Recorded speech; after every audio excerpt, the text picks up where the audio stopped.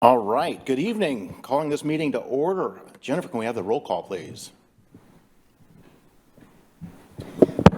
Yes. Councilmember Murray, Present. Councilmember Payne Donovan, Present. Councilmember Ryan, Here. Councilmember Sonmore. Here. Mayor Pro Tem Wall, Here. Mayor Matsumoto Wright asked to be excused. Do I have a and motion to excuse Mayor Matsumoto Wright? Move that we excuse the mayor. Second. All right, all those in favor? Aye. And I have Opposed? not had word about Woodward. No praise. About Steve, I'm sure he's probably on his way. We won't hold up for him. We'll move right along with the city manager's report. Thank you very much, Mayor Pro Tem, members of council. A couple of things to mention tonight. We held the second Terrace Talk event last night from 6 to 7 here in this room. I thought it went really well, really good engagement, talking about economic development for our community, what that means in kind of a broad, all-encompassing term. Great event. A lot of people participated online, and we got the technical glitches worked out with the owl, so we could hear people in the online audience ask questions, and that was fantastic.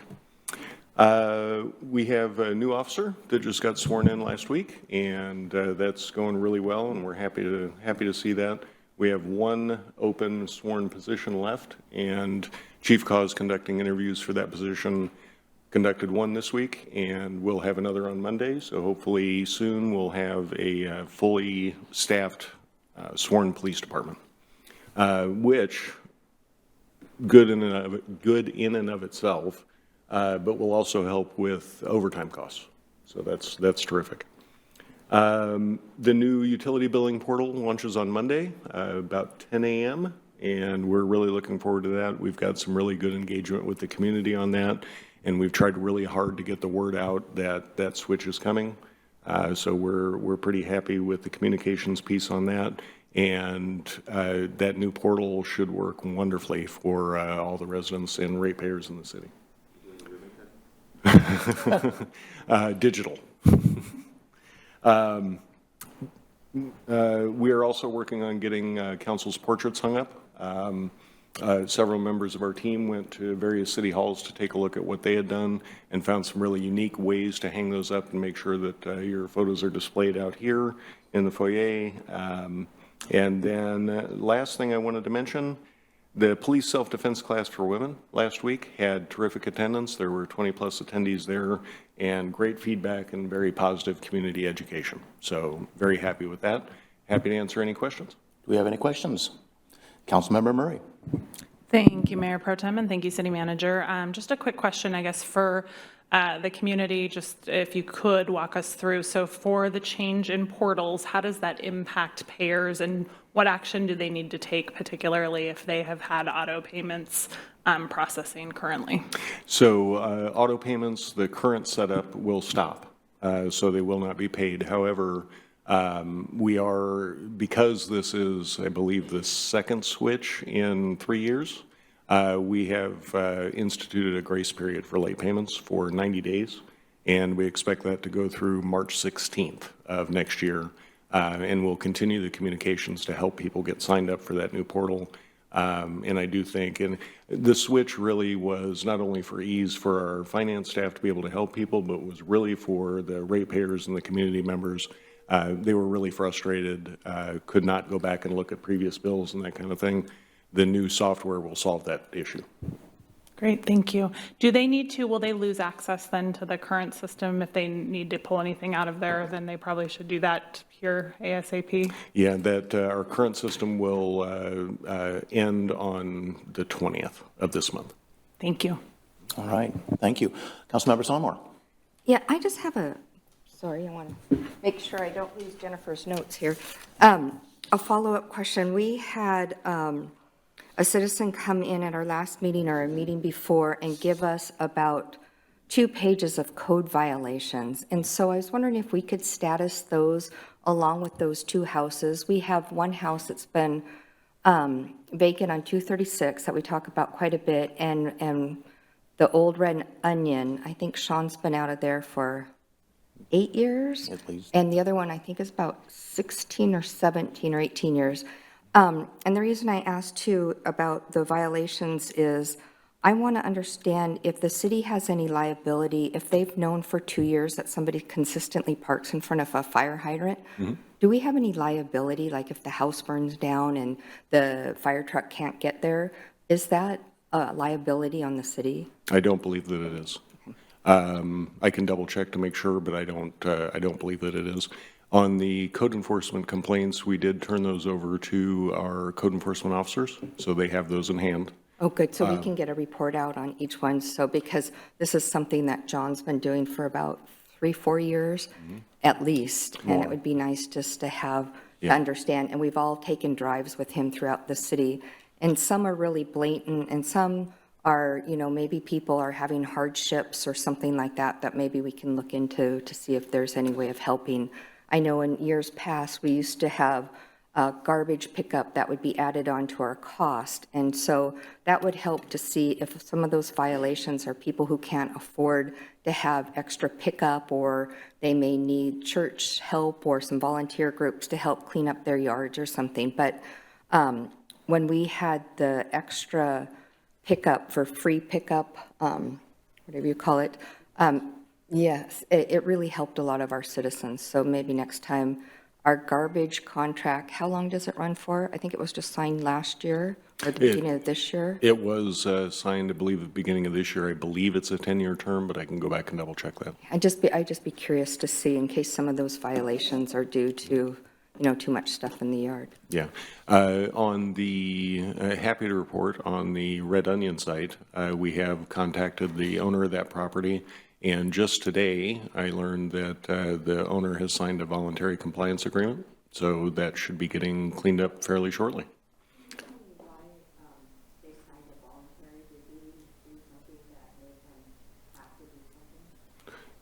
We typically try to gain compliance through education and not necessarily through issuing fines, but the fines are a backstop. So when a property owner signs a voluntary compliance agreement, it's us agreeing to work with them to make sure it's cleaned up.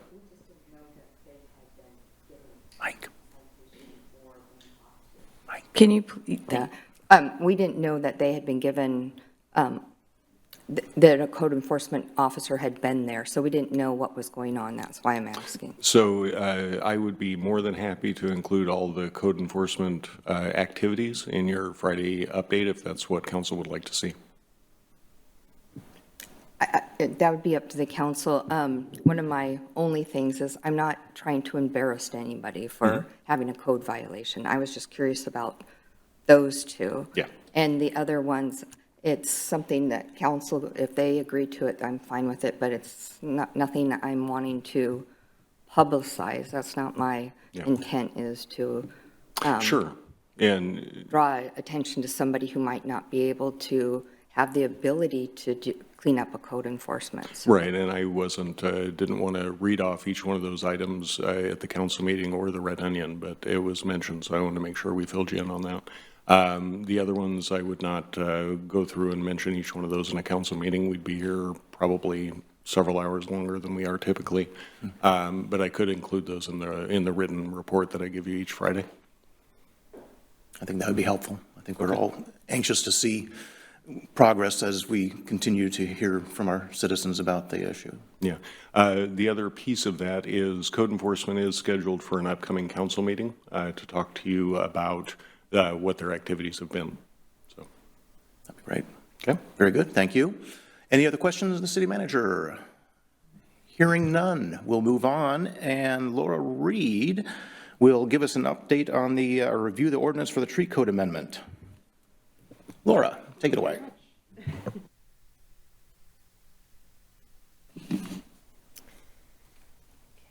let me share my presentation here.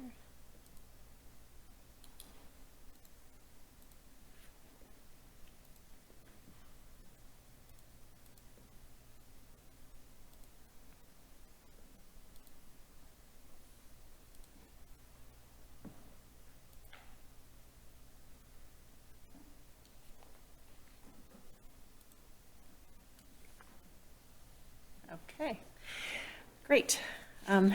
Thank you, Mayor Pro Tem and council members. I am very happy to present to you the result of several months of work to update the Mountlake Terrace Municipal Code pertaining to trees. Laura, can you? Can you pull not it hear up? me? Yeah, you'll need to pull it way Okay, closer. I don't want to be too, Nope. I'm kind of loud anyway, But so. online people can't hear. Okay, how's that? Is that good? Okay.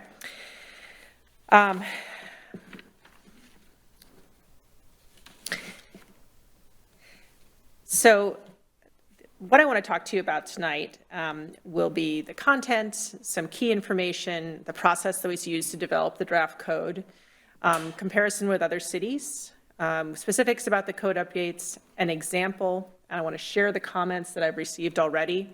And I'd like to hear what your questions and our discussions are. One timeline note, there will be items that you have to get processed between now and the end of the year. This is not one of them. So if you need another work session or you want to push the public hearing into January, that's fine. I just wanted to let you know that. Okay. This code update creates a heritage tree program, updates definitions, makes corrections. Yeah. Just a second. I note that Councilmember Woodard has joined us online, just Oh. for the record or whatever. Thank you. Okay, great.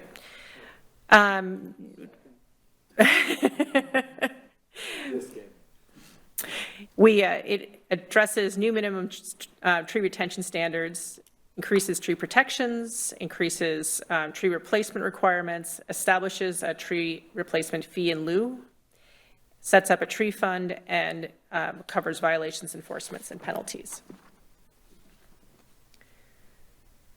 Okay, I'd like to really state very clearly that this tree code ordinance does not apply to single-family residential properties, except for heritage trees if the property owner wants them. It does not restrict homeowners from Mountlake Terrace from doing any type of tree work, including tree removal. This code update applies to development and redevelopment only, except for heritage trees. So you might ask, who wrote this code? And it really was a joint effort. This was developed by a resident, developer, and city staff tree code team who met every other Thursday at 8 a.m. since March, composed of Susan Kuhn, who's an interested resident, Audrey Meyer, our tree board member and the founder of the Ivy League, who is also here. I'd like to recognize her. Matt Inani, a developer with Sierra Construction, who is building the Terrace Station development.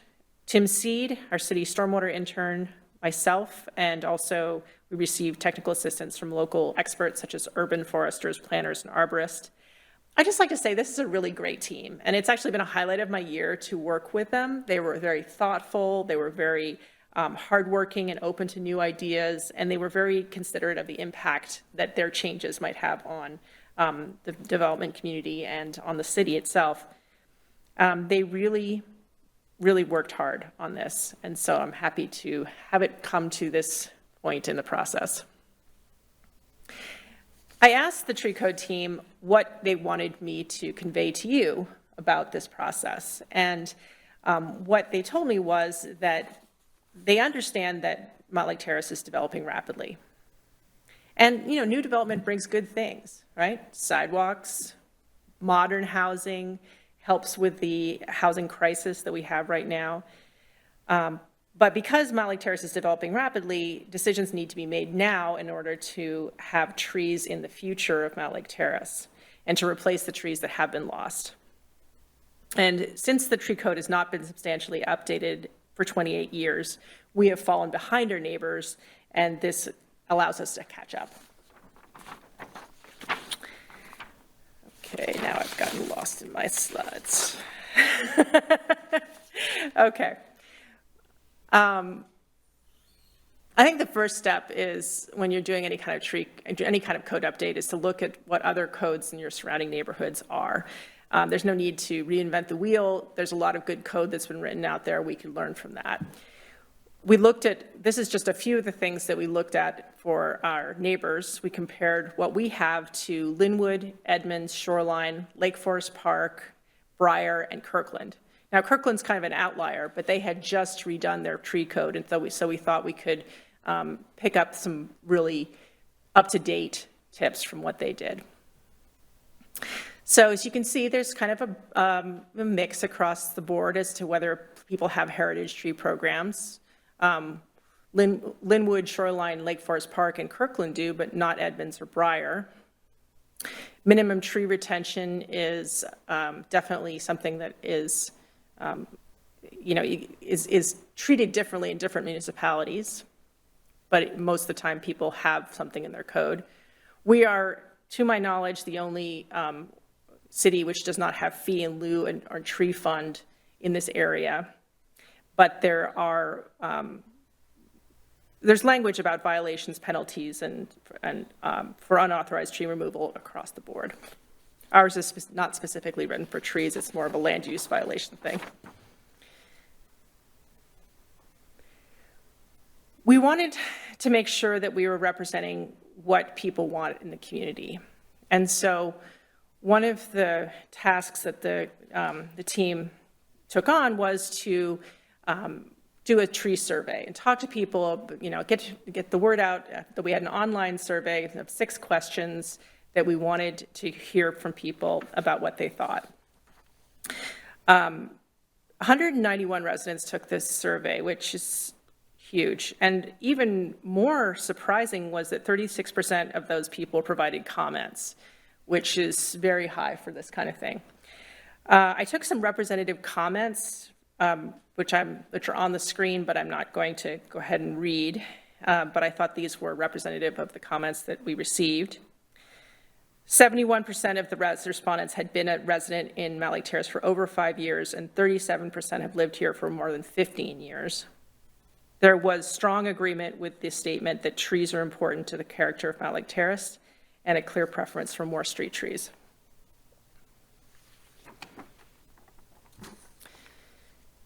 We also asked about we asked the question, if we had a tree fund, what would you like to spend the money on?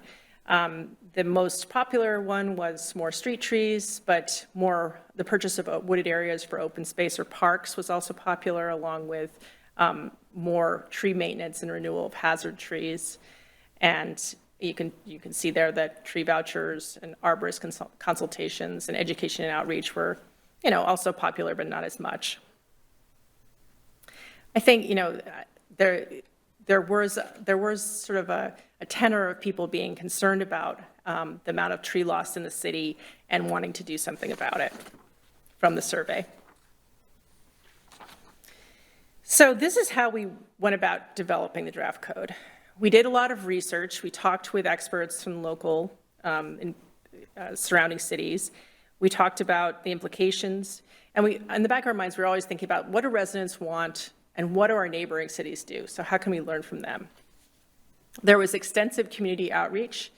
I talked about the survey, but we also talked to people one-on-one at the summer festivals. There was meetings with the tree board, with the DEIC, SEPA review, which went out to everybody. There was a planning commission work session and a public hearing, and all the folks on our development community list who were interested in hearing more about this kind of stuff got a copy of the draft code and were able to review it. Another part of this was to negotiate responsibility for the new code to different city departments, figure out how we could make it happen. This involved legal review and amendments to the draft code as necessary, and now we're at this giant green dot, which is decision by City Council.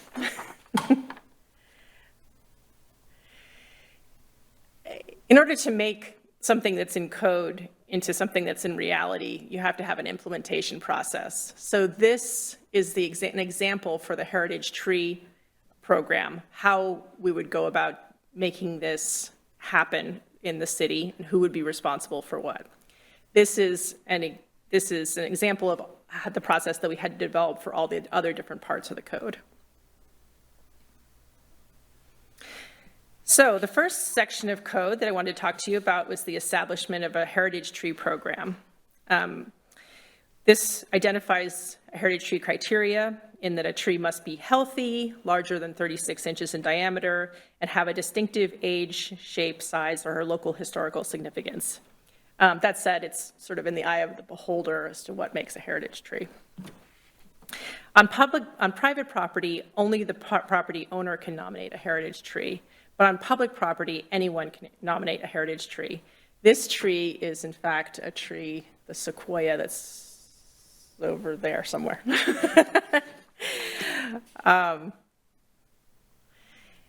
This code covers all the application process, appealing, maintenance, removal of heritage tree designation. Designation can be removed if a tree prevents use of property, is in the way of proposed improvements, or becomes hazardous. And each heritage tree would be recognized with a plaque and noted on property documentation, such as the plat or legal documents that run with the property. With new code, we needed to, oh, sorry. Questions Oh, sure, go throughout, ahead. or wait Yeah. until the end? And it's fine. Okay. Councilmember Sonmore. Laura, I think I remember you saying that at Park and Rec, but now it kind of dawns on me, and Audrey, maybe you remember too, when you clarify that, and you clarified on their property, so if you have a private owner that now sells to developer and they've self-identified, then that developer won't be able to take it. What does that exactly? How does the delisting process work? Yes. Okay, yes, so it's the same process as listing a tree, but in reverse. You would have to apply through the portal and, state your reasons. Those reasons, the viable reasons for delisting a tree are listed in the code. I just mentioned them, actually. But there is a process that you can do in order to remove a heritage tree if you are the owner of the property. So.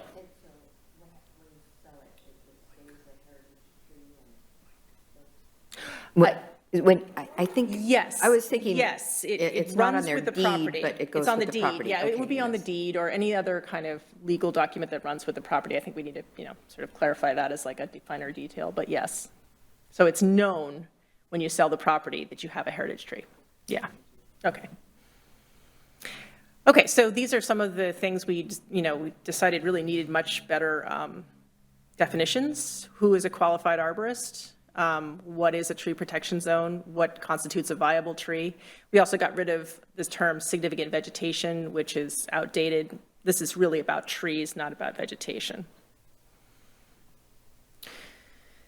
This increases the next section would be changes to retention requirements, which is for the intention of maintaining and growing tree canopy, which increases the tree retention percentage from 20% to 25% and removes this 10 significant tree minimum, which is in our existing code.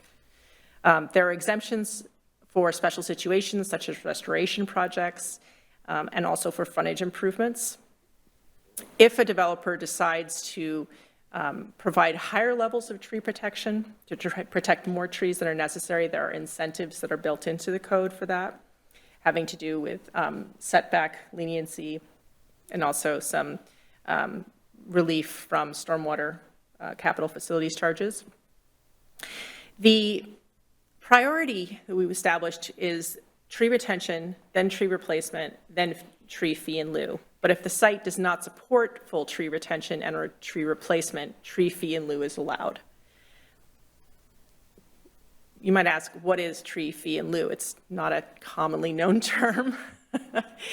This is essentially the tree replacement fee, which we calculated based on the wholesale costs for a 2-inch caliper tree with tax, labor for planting, and summer watering for 3 years, plus the replacement cost for an anticipated 20% street tree mortality. That is $781 per tree, and this amount will not be in the code, it will be on the city's fee schedule, which is updated annually. This kind of fee in lieu funds things such as the Linwood Tree Voucher Program. If you live in the city of Linwood, you are eligible for a $500 tree voucher, tree voucher. You can take it to a local nursery to buy trees to plant on your property. And I think we should have something similar to that. One of the other concerns was updated tree protection. We established what a tree protection zone is in the code, and if work has to be done within that tree protection zone, low impact methods must be used. For example, in this image, you can see how tree roots might be protected during construction for when a utility pipe is installed without having to do an open cut through roots. And there's also guidance about preventive mitigation for retained trees, including mulching and watering.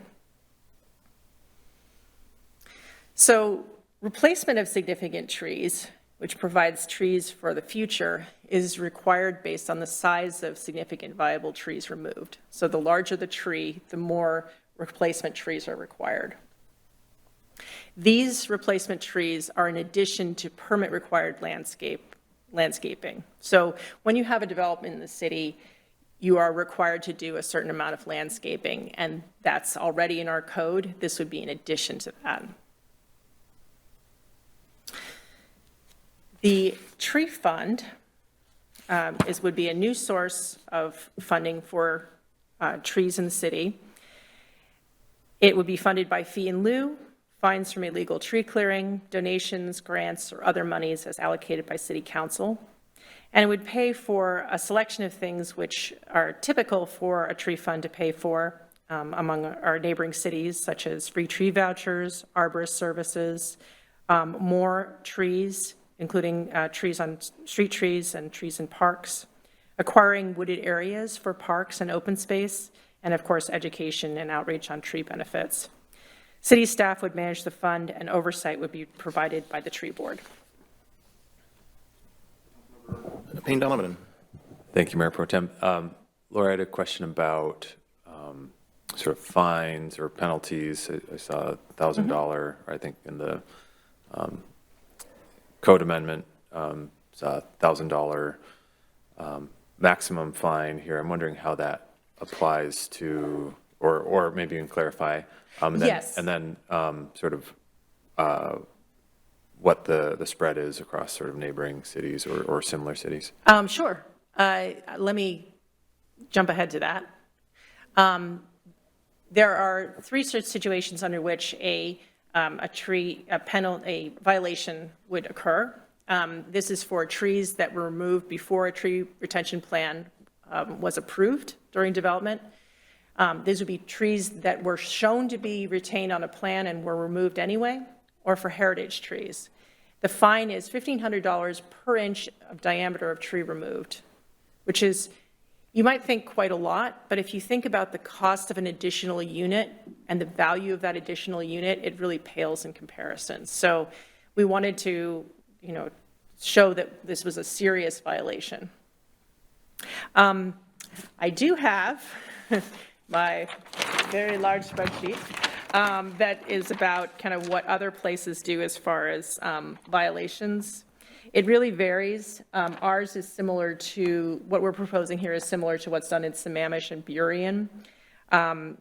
It looks like in Edmonds, if it's less than 12 inches in diameter, it's $1,500. If it's more than that, they have an arborist, review the value of the tree.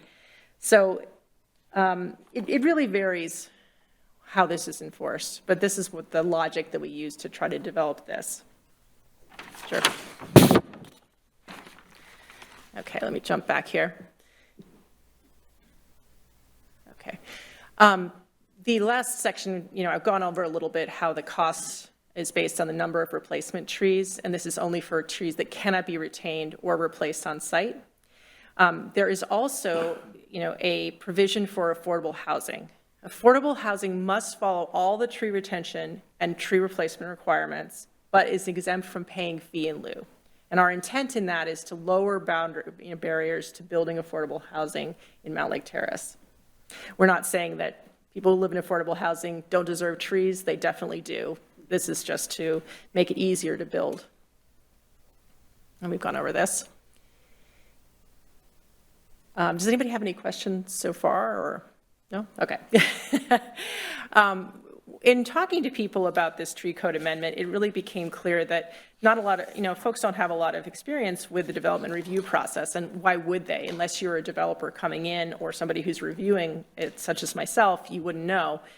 This is the development review process as it pertains to trees. When someone comes in, they want to develop a piece of land in the city, there's a pre-application conference where the tree landscaping requirements are explained. They're also clearly noted in the code. At land use review, the developer needs to provide a landscaping plan, an arborist report, and a site plan showing which trees are to be retained. At the civil and building review, that's when the civil plan with utilities and the frontage improvements shows which trees are going to be retained. And everything is just kind of laid out to get to the approval stage for the plans. At that point, fees are paid, and then there's a city inspector who enforces the permit requirements on the approved plans. So that's how this is enforced. Councilmember Sonmar. Can I just go back? When you said if they build low-income housing, does that mean by an agency? Or if I buy 4 parcels of property and it's full of trees, and I'm going to say I'm going to build low-income housing, but I sell the townhomes for $800,000, what constitutes building low-income housing, and who approves that? Because I know we have certain agencies that come in that do that, but can any landowner say they're going to build, what's the, I guess, the threshold of making it? Oh, sure. Because no, it's a good one question. person, $500 is low income, and another person, it might be $5,000 income. Right. No, I mean, that's a good point. We decided to use the state definition, which is 20% of the units at, whatever I think it's 80%, yeah, 80% of the average area median income. Anyway, so that's the definition that we established. So most people would probably want to do that then, I would think, because we're actually really saying that we want to put a lot of affordable housing in our city. So if I was building, and I know like with our apartments, we're asking, to put some, lower income rent into those, wouldn't that be something that most people would want to do so they wouldn't have to deal with this? I think the amount that would be reaped from fee in lieu is relatively minor compared to the other overall development costs. And also, as somebody who has been reviewing applications for affordable housing here in the city, it's not common. It's not common to get a lot, I haven't seen one yet. So should we have somebody come in and propose a real, affordable housing project, and I think that they should be rewarded by not having to pay fee in lieu. But I don't think there's much risk that people would abuse it. Good to know. Yeah. Councilmember Murray. Thank you. Quick follow-up question on that, Laura, just to make sure I'm following. So the fee in lieu is the third and least optional of the choices, correct? So if we're Yes. talking about affordable housing, the first thing we would try to do is preserve the trees on that Yes. site. The second thing we would do is, if they couldn't be preserved, to try to find places on the site for trees to be replanted, and only then, if neither of those conditions could be met, would we be talking about waiving a fee in lieu, essentially. Yes, but I want to be clear with people here, because what I see in development applications is typically no trees retained. It's just a reality of having smaller lots that you build townhomes on or whatever, and so all the trees go, and because we don't have a tree fund, they're not replaced. Yeah. And so this is an effort to try to address that. But I would like to incentivize retention of trees, and so this tries to make a financial incentive for people to retain them. Absolutely. Thank Yeah. you. Councilmember Payne-Donovan. Thank you, Mayor Pro Tem. I think this is an important sort of thing to recognize. I think we want to incentivize, right? I would hope that we're incentivizing retention of trees and canopy, but also I know that there's been some recent developments, thinking back to my time on Planning Commission where, there was a lot of effort put into retaining trees that were probably pretty unhealthy and, weren't, by the end of the project build out actually retained. And so, where there are situations like that, I think it makes great sense to have a tree fund and, sort of acknowledge the realities of sort of, where there might be unhealthy trees or it's difficult to do that in practice. So it's a hard sort of needle to thread probably in some cases, but I think this makes good sense to me. Yeah, I mean, I have an example, actually. This is a real-life example here in Mountlake Terrace. It's been anonymized, but this is from the arborist report for a piece of property with several large trees on it that is going to be developed.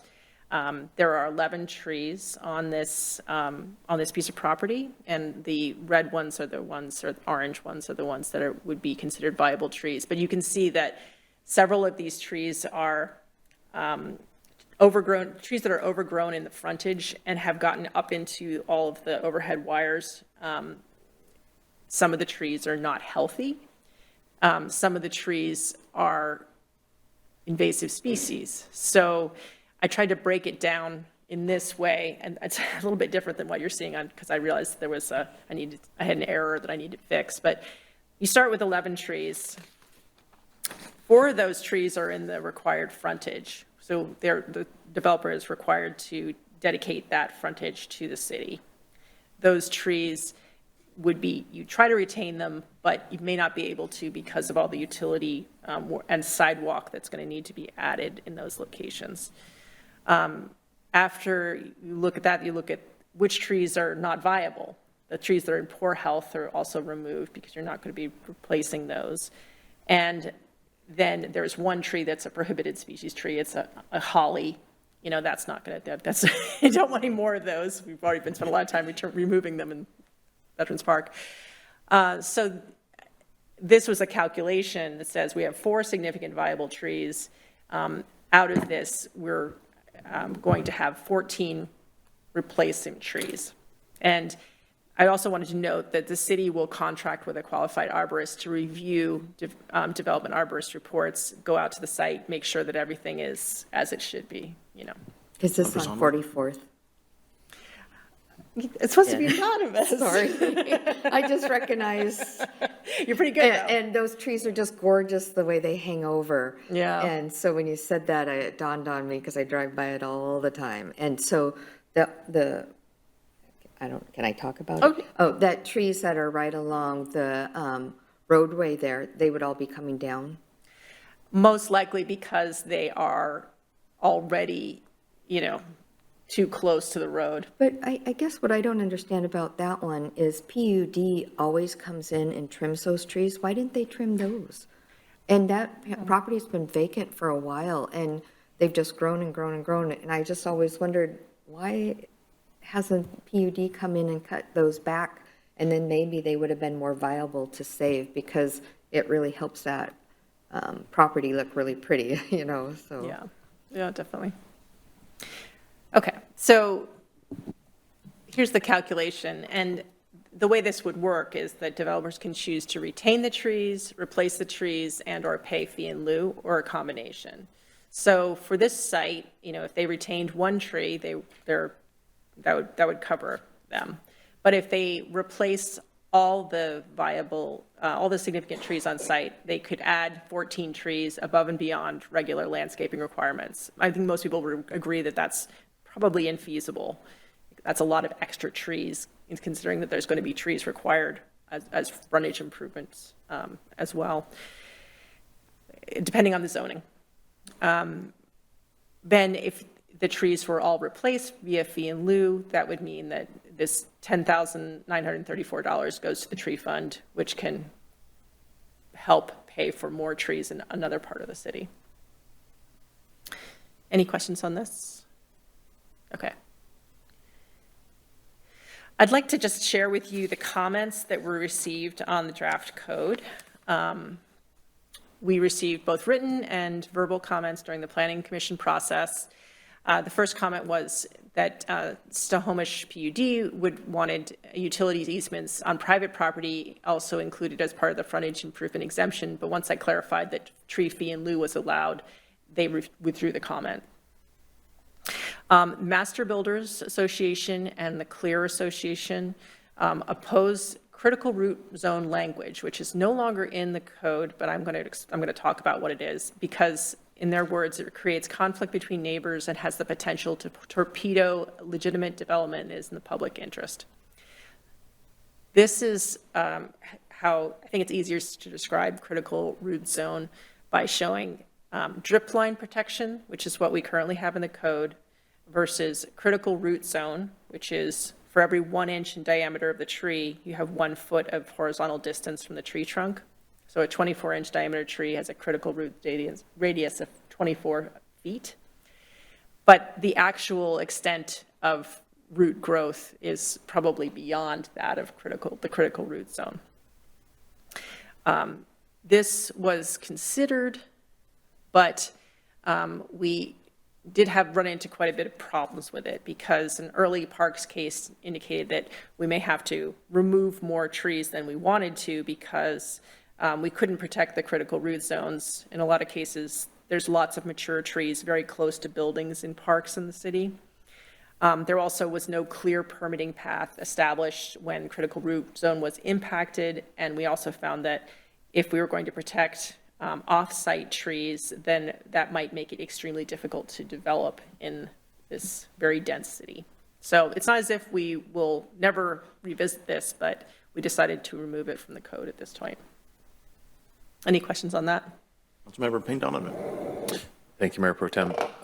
Laura, that makes sense. And I also wonder, maybe this is probably a dead end, but I wonder about development that does disturb sort of root zones, critical root zones on sort of neighboring properties, and any risk that that development or that disturbance to, say, trees toppling in windstorms or things like that. I think maybe this is a bit far afield of this conversation, but I recognize what the builders are saying, but sort of raises this question of what tree types are more sort of harmed by disturbance of the ground. If like arborists, having arborist services on contract would help sort of understand those liabilities or come into play there. I hope you think you get my drift and I do, with that, and it's actually not far away from this at all. One thing that we did, discovered, and something that Audrey and I have talked about quite a bit, is that through writing this code, we realized there's so many things that we need to explore more. And that the appropriate place for that would probably be an urban forestry plan for the city. So Audrey is actually writing a grant for that for the city right now, and I'm helping her because the DNR has quite a lot of money to go toward this kind of thing for urban forestry. So there's a lot of things that we weren't able to fully map out as part of the tree code, but we recognize as something that needs to be mapped out and would be mapped out through an urban forestry plan for the city. Okay, I'm just going to go on here. We received 5 comments from the Washington Department of Fish and Wildlife. Those comments were that they prefer larger trees to smaller clusters, and that they recommend that tree retention exemptions be reduced. However, at the city, we find it desirable to retain tree retention flexibility on a site-by-site basis, because no site is really the same. We would like to have the option to preserve a grove of trees, even if it means that there's less trees total on site. We were able to preserve something that we think is really important. Fish and Wildlife also suggested automatically categorizing all significant trees as protected. which this is not an approach that's compatible with affordable housing or the state's Growth Management Act, so we just decided not to opt to do that. There was also a comment saying that they're suggesting a clearly defined set of circumstances under which options other than tree retention are acceptable. We looked at this, but our proposed code already sets up tree retention as the priority over tree replacement and fee in lieu. We thought it would be a lot more paperwork for basically the same result. So we didn't change that. And then there was a comment that the exemption for frontage improvements is ambiguous, but I clarified with Fish and Wildlife that the city intent is to preserve large trees wherever it's possible. And then the last comment was about requiring tree replacements to be native over non-native trees, and monitoring plans and maintenance plans should be required.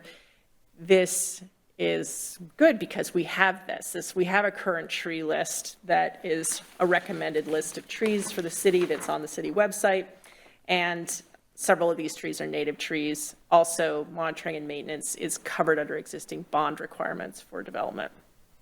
We also received some verbal comments from the Planning Commission process. There was a recommendation to remove the requirement to record heritage trees on property legal documents. A comment that penalties for tree code violations are too expensive. Somebody felt that affordable housing should not be exempted from paying fee in lieu. To the contrasting perspective, there was also a comment that people in affordable housing also deserve trees. And there was a clerical comment, which I have updated, changing references to he/her to their. Yeah. Right. Thank you. Can we go back, Laura, to that last slide?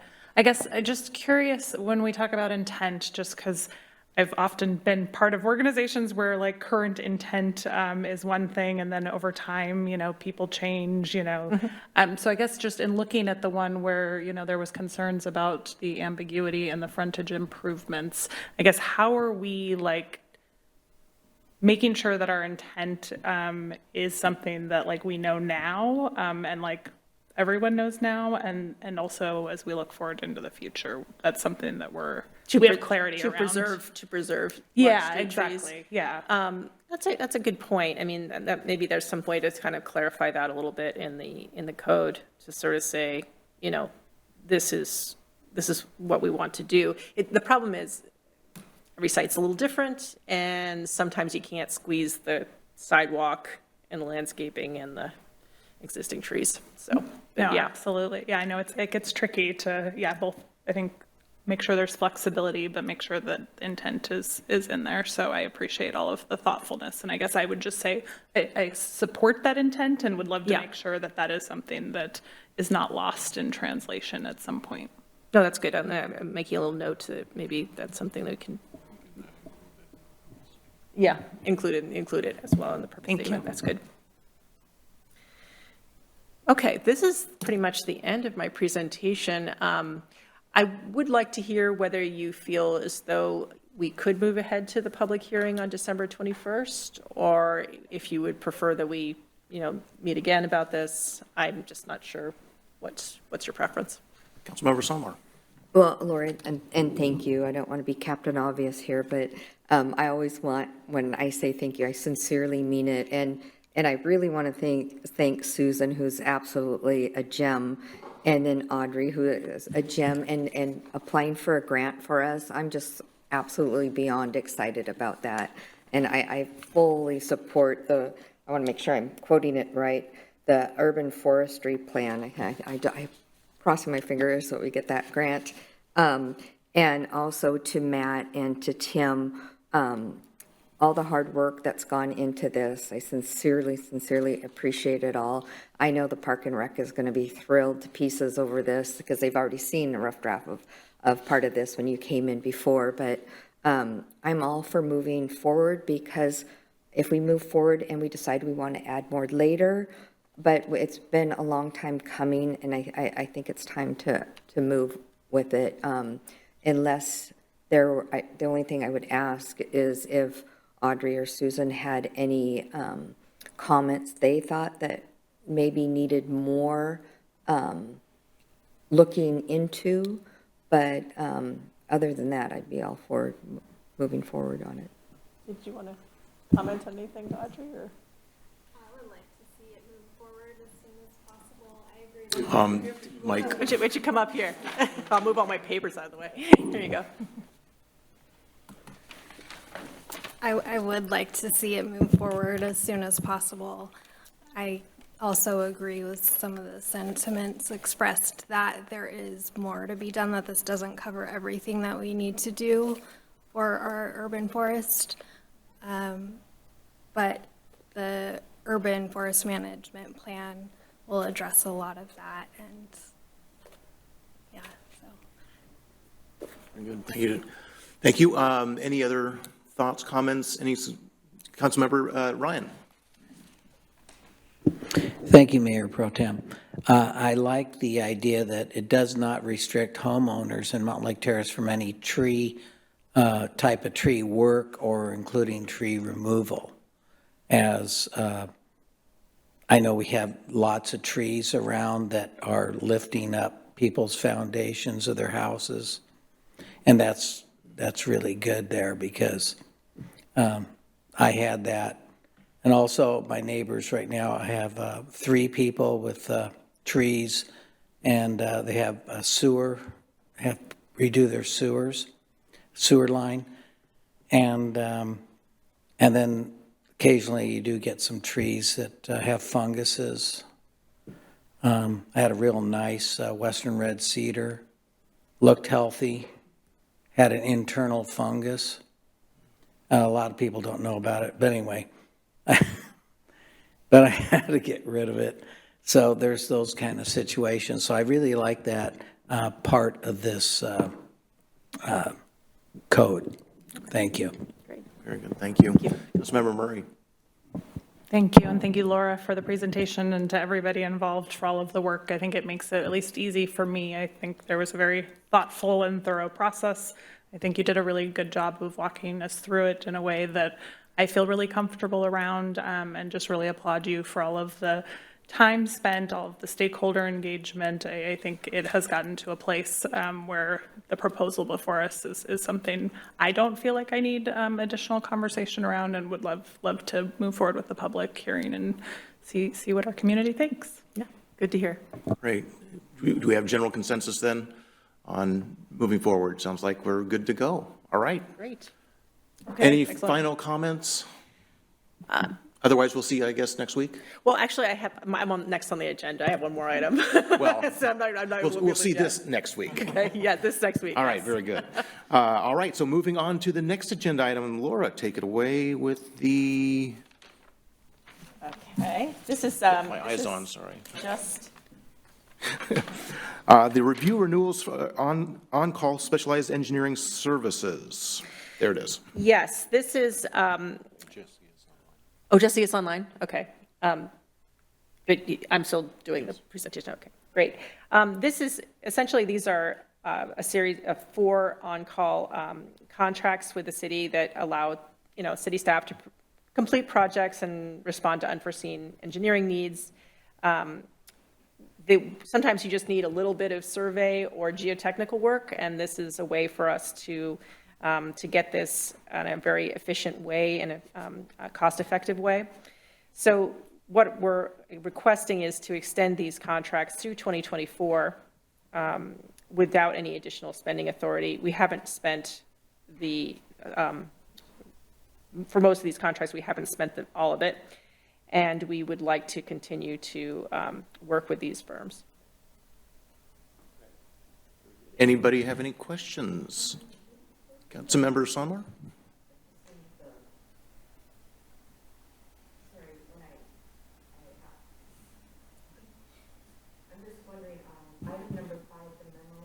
Mike, please. Mike. Microphone, please. Thank you. Micro? What's that? I just want to make sure, when I click on the link, it goes to Jesse's. Jesse's marked as the Public Works Director. Oh, yes. Jesse Hoffman's marked But- as the oh, memo. But then when it came up again, it did Laura, so sorry, I was trying to, because last night, not everything was on here, well, yesterday, some of the things were just added, so I just wanted to make sure that, yeah, okay. Jesse's at a training, so he couldn't be here to present this, otherwise he would be. All right, so any questions, any concerns? Otherwise, we will see this on the consent agenda? Yes. On yes. next week? Next week. All right. That's right. Okay, All right, very good. Thank you, Laura. thank you very much. And so next up, Janella is going to give us a presentation on the 2023 third quarter financial report and six-year financial forecast.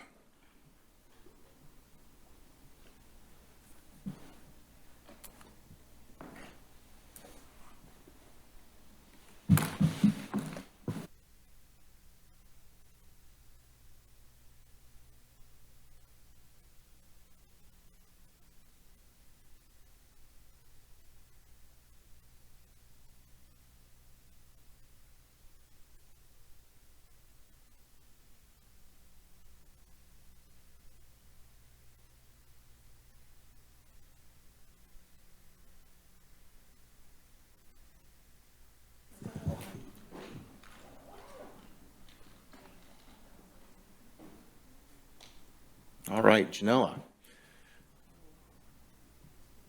Let's talk money.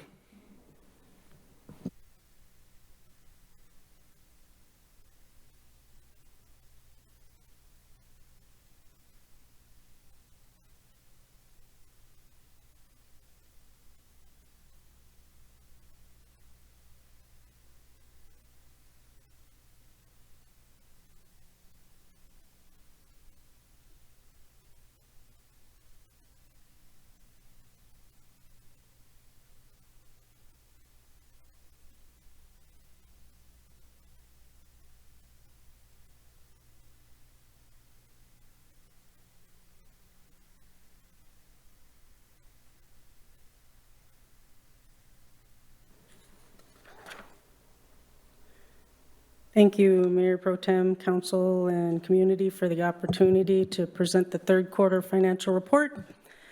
My name is Janella Lewis, and I am the Finance Director.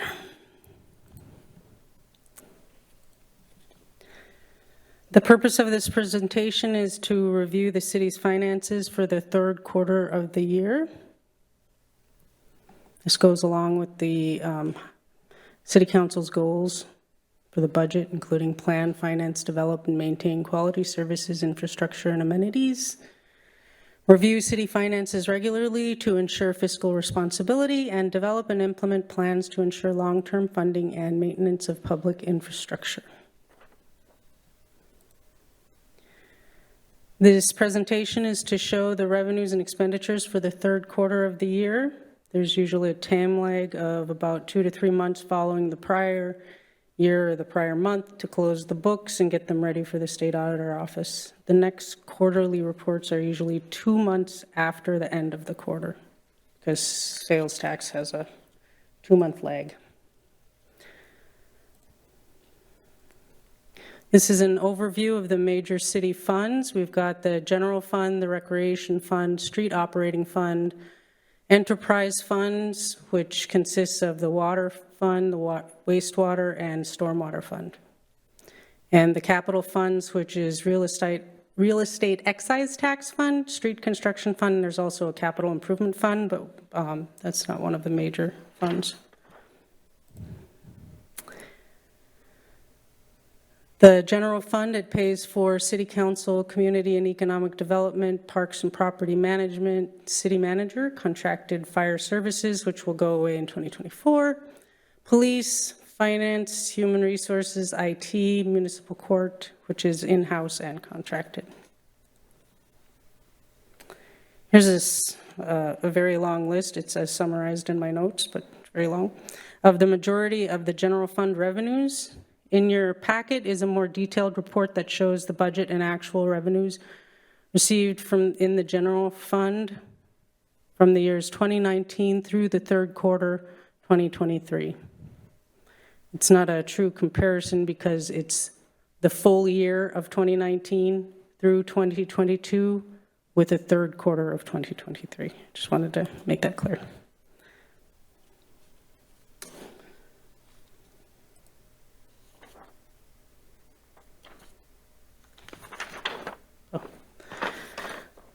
As of the end of the third quarter 23, general fund revenues were as follows. Property tax revenue for third quarter were 6% of the adopted budget. This is usual because historically there's a large payment in October for property taxes. Sales tax collections for the quarter totaled $3,218,509, or 83% of the adopted budget. This is an increase of $70,000 over 2022, or 3% increase. Utility taxes were at budget at 75% of the annual budget, totaling $2.9 million for the quarter, with a 2% increase. Gambling tax revenues were slightly above the budget projections, totaling $893,000, or 80% of the adopted budget. And gambling tax revenues are back to pre-pandemic levels and exceeded 2022 third quarter revenues by $31,000.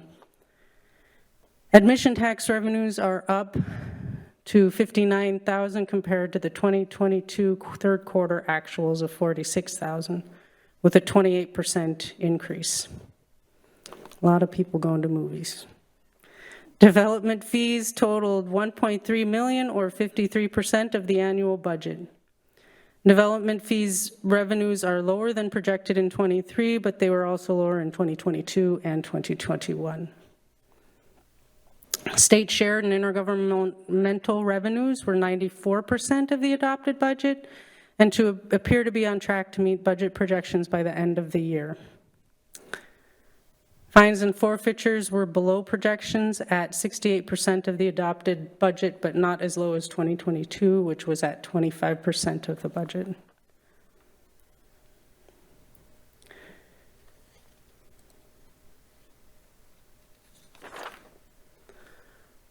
Overall, general fund operating revenues for the third quarter were at 70% of the 23 adopted budget, which is only 2% below the average for the past few years. So 2019 through 2023, they're about 70% of budget, 73. Total general fund operating expenditures for the third quarter were at 73% of the adopted budget, which is lower than the prior year by 2%.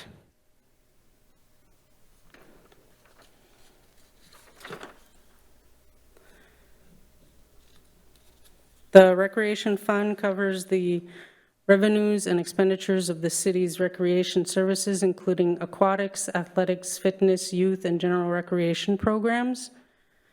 The fund has a target of recovering 83% of its overall costs through user fees. The remaining 17% of the cost for recreation programs is funded by the general fund. They covered 67% of its costs through the third quarter.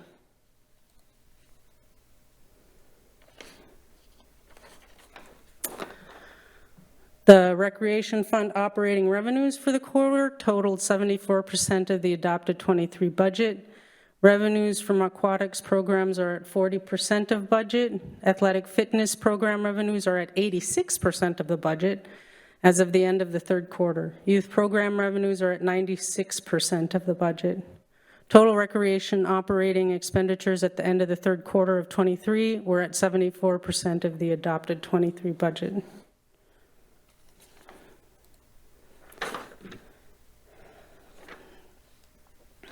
I lost my place.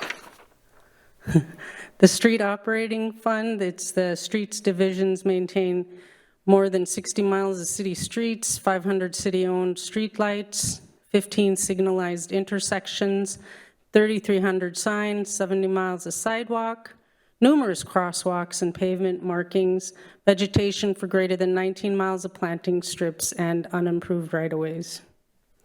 Street sweeping keeps roads safe for drivers, pedestrians, bicycles, and keeps the water clean for the fish.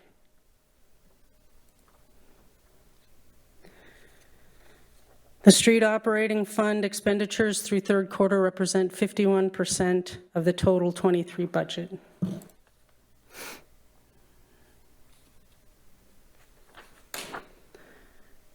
The enterprise utility funds, these funds are with revenues from user rates and fees. Like a business enterprise, these funds cover their own costs without help from outside funds. By and large, under Washington law, these revenues cannot be used to subsidize programs other than those related to the utility.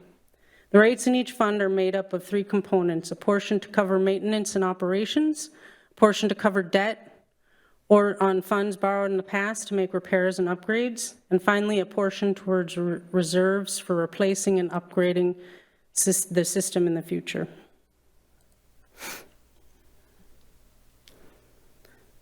The Stormwater Utility Fund, the goals of this fund is to protect and monitor water quality, reduce flooding, spill response, meet city's regulatory requirements, inspect 120 businesses, educate the community about how they can help protect water quality, as you just learned from the tree presentation prior to this one. Manage stormwater through 4 watersheds, including 52 miles of pipes, 7 miles of creeks, and 2,000 storm drains.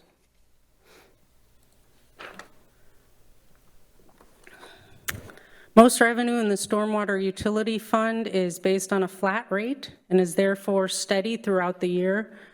Stormwater operating revenues totaled $3.2 million, or 77% of the adopted 23 budget at the end of the third quarter, which is within the budgeted projections. Stormwater operating expenses, including debt service, totaled 60% of the adopted 23 budget at the end of the third quarter. Stormwater operating revenues exceeded operating expenses by approximately $1.46 million for the third quarter. These funds will be used to make future debt service payments and capital projects.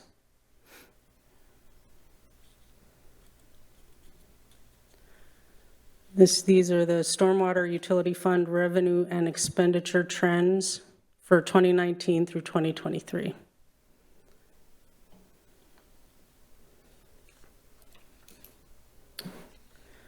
The Sewer Utility Fund is also the funding source for capital improvements to the city's wastewater collection system and for the city's share of the cost of capital improvements for the wastewater treatment plant.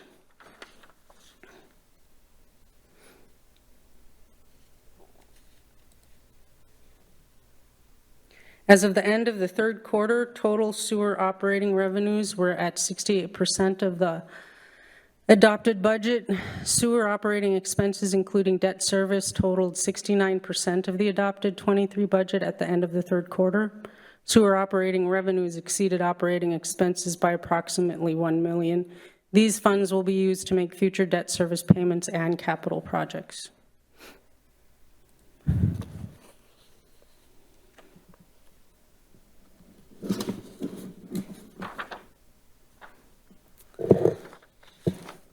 And again, the Sewer Utility Fund's revenue and expenditure trends for the third quarter for 2019 through 2023. And this is a comparison of these are actual quarters. The Water Utility Fund, the goal of this fund is to distribute potable water to Mountlake Terrace residents and businesses through 90 miles of distribution pipes, 3 water reservoirs, 900 hydrants, access holes, 2,700 control valves, 6,000 service connections, 2.5 gallon water tank. Thank you. Water quality testing and capital improvements. This is a picture of the West Side water main replacement project. It's designed in-house to replace the pipes that were installed in the 1950s and 1960s.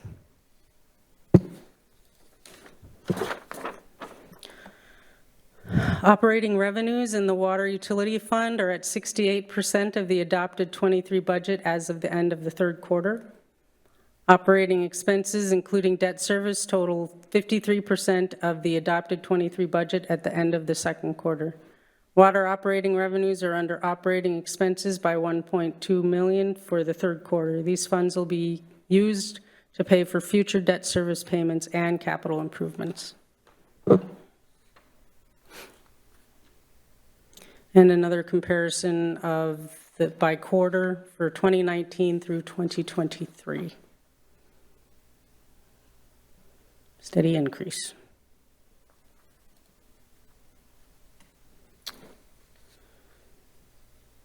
The REIT revenues totaled $645,000 for the quarter. This represents 44% of the adopted budget.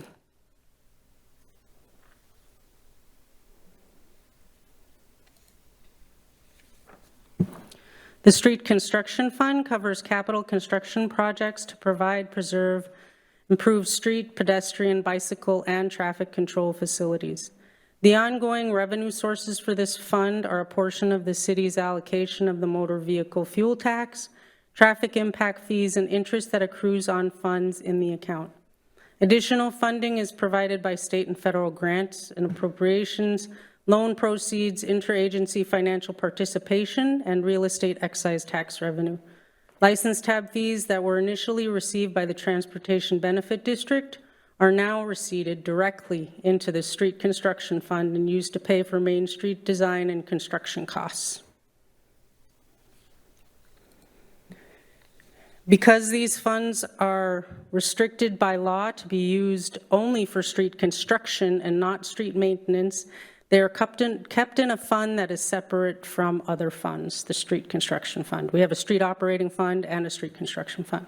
Councilmember Payne Donovan. Thank you, Mayor Pro Tem. Janella or anybody else in the room, curious about the if we're restricting ourselves that way through city code or if that's a state requirement. I just want to understand the difference. It's a state requirement. Yeah, okay. Yeah. All right. Yeah, just for understanding, the street construction funds parameters in terms of construction of new facilities versus maintenance. Yeah, it has to Okay. be by law for the Transportation Benefit District. The reason why I asked if you were talking about tabs, we're at $20 still? Yeah, 21. I think it's 21. Oh, so just for educational, we can go up for another 20, right? Yeah, you can go up to, I already have yeah, 41. residents complaining about the 20. What's that for? And so that's why I was, Yeah, it's to help with all the streets, are we capped at 40 or is it even more now? Is it 60? I'm not sure. I'll have to look into that. Last I checked, it was at 41, I think it was. We are capped at 40 for councilmatic options. We can go up, I believe, to 80 with voter approval. Any additional questions while we paused here for a minute? All right. Go ahead. Okay. The capital projects are supported by the fund are those identified in the Transportation Capital Facilities and Improvement Program and the Transportation Improvement Program, or TCFIP and the TIP. The typical projects include street pavement overlays and seal coats, sidewalk and sidewalk ramp construction, bicycle route signing and striping, street reconstruction, and traffic control system upgrades and installations. At this time, construction revenues and expenditures are consistent with budgeted programs in the TIP and the TCFIP. The ending fund balance totals $8.8 million at the end of the third quarter, and $1 million is transportation impact fees, which are restricted in use. And we do allocate different projects to those, so you'll see it either reduce, stay the same, or increase if we don't spend anything. Councilmember Sonmore, sorry. I'll hurry and just ask my question. Water utility funds, that project that you have listed there, I think we went above. How much was that one? That project, do you remember? Which one? Because I know we have like $1 million in two of these funds, but I know these projects are over $1 million every time we get one. You mentioned the west side water main replacement. Yes. don't they average well over $1 million for all these different projects? I Yes. think that one was 3. I don't, I have to look at I think it's on the forecast that we're using for the budget document. so there goes all our budget that the operating revenue exceeded expenses of 1 million. So next year, when we pay that off, you're saying that we're going to use all that budget. In the water fund? Sewer utility. Oh, sewer utility fund. I'll have to look at that.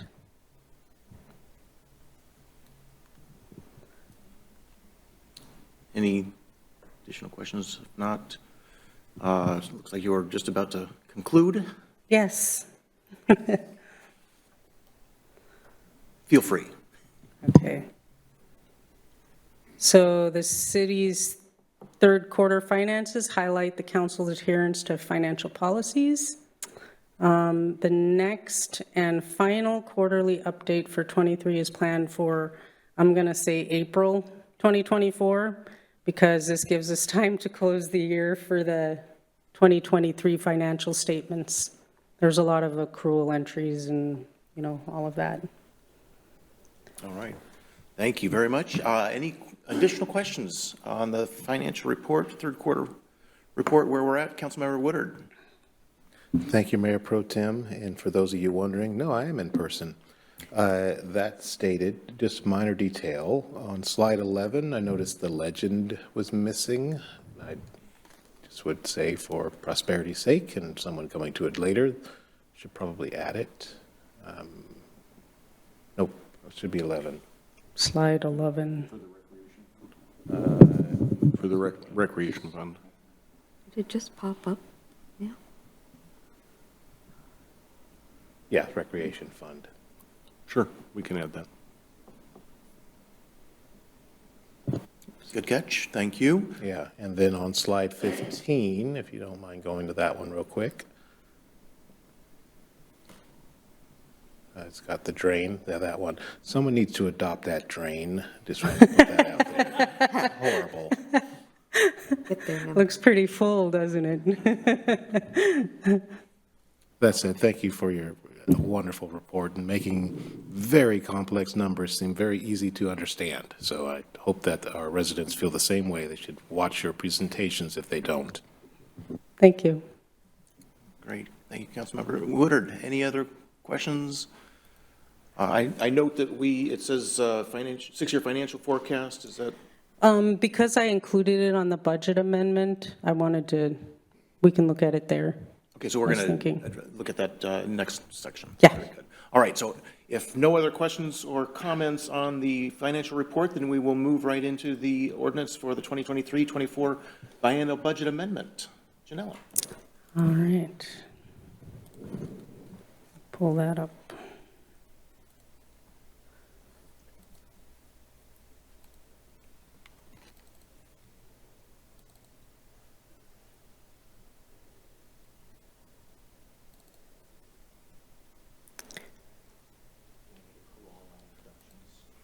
Oops.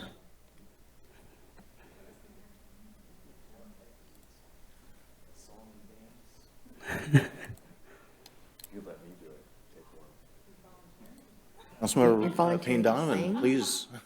Or to dance?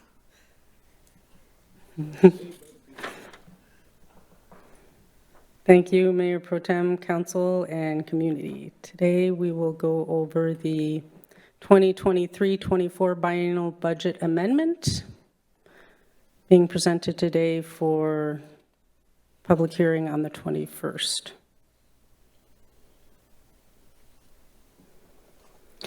This is the adopted 23-24 biennial budget book, the cover. We're going to be discussing the proposed budget amendments for 23-24.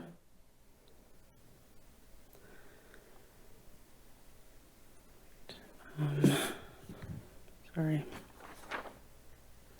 Here's the agenda. We'll go get an overview of the budget amendment process, summary of the proposed budget amendments, next steps and discussion. And I can pull up the ordinance if you guys would like also after the presentation, so we can discuss further if you'd like. Throughout the year, the city incurs expenditures and receives revenues that were not anticipated when the 23-24 biennial budget and subsequent budget amendments were adopted.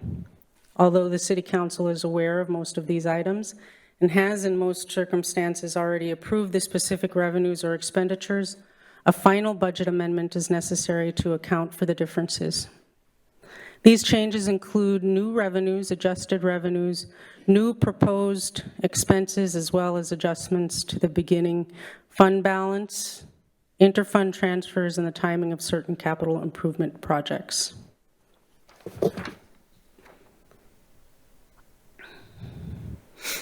The following is a summary of key budget proposals in the amendment that are described in more detail in the memo.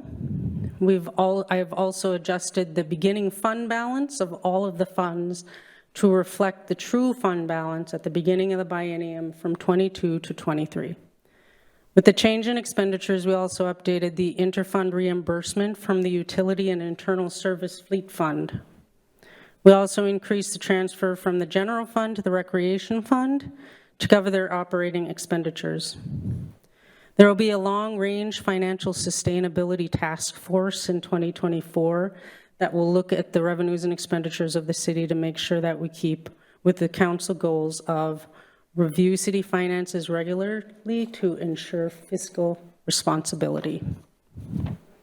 And you can see that the non-represented staff salary and benefit adjustments, this was the salary schedule is approved. Remove the fire expenses due to the annexation.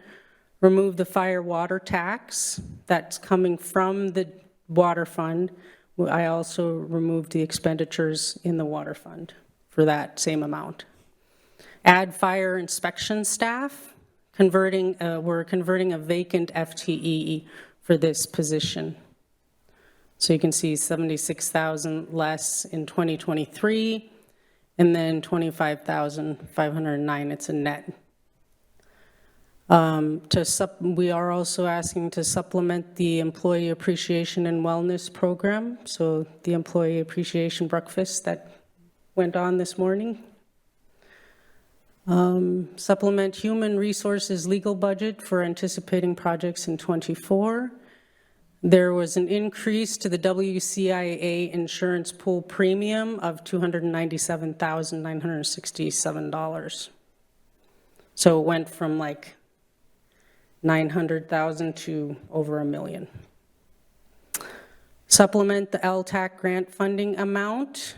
It was put in there at 18,000, around 18,000. It should be 25,000 every year for both years. Amend the comp plan consultant contract to increase community engagement services. Add funding to hire a consultant to start the long-term financial sustainability plan.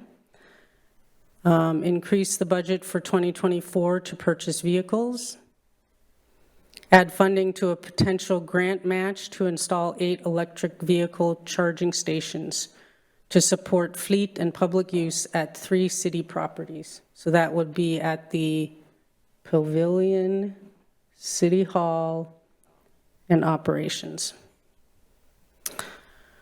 Replace a 1998 loader to support maintenance operations, and that's in the fleet fund. Carry over one-time salary and benefits to support cross-training of new employees for up to 4 long-time retiring employees. And they're spread across these funds. This is street construction fund and the utility funds. That's what 410, 411, and the general fund. And the total of these increases and decreases is down below. There are more that aren't in here, like the adjustment to the beginning of fund balance. Let's see. And some of it is carryovers from '23 that we did not spend in '23, and we're going to move to 2024.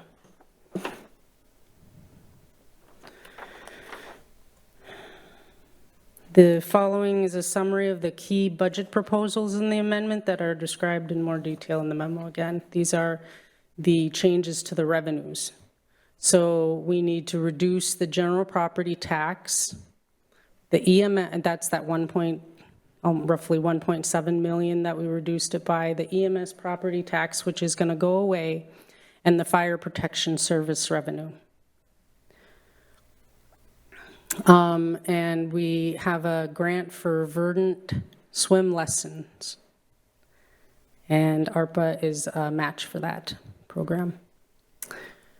PSRC for the Transit Connection Corridor project. And we're going to remove old PSRC grant that was lost. And City of Edmonds donation for the Ballinger viewing platform for $200,000. All these acronyms. Okay. So this is the very tiny 2023 and 24. I realize I should have put them on separate, but this is the 2023 summary by fund and the 2024 budget summary by fund. And you can see that all the yellow are the amounts that are changing. So we're changing the beginning fund balance of every fund. And most of them had an increase to their beginning fund balance, except for recreation. Did not have an increase. And then we have the revenues and other sources, and then expenditures and other uses, which gives you your ending fund balance for each fund.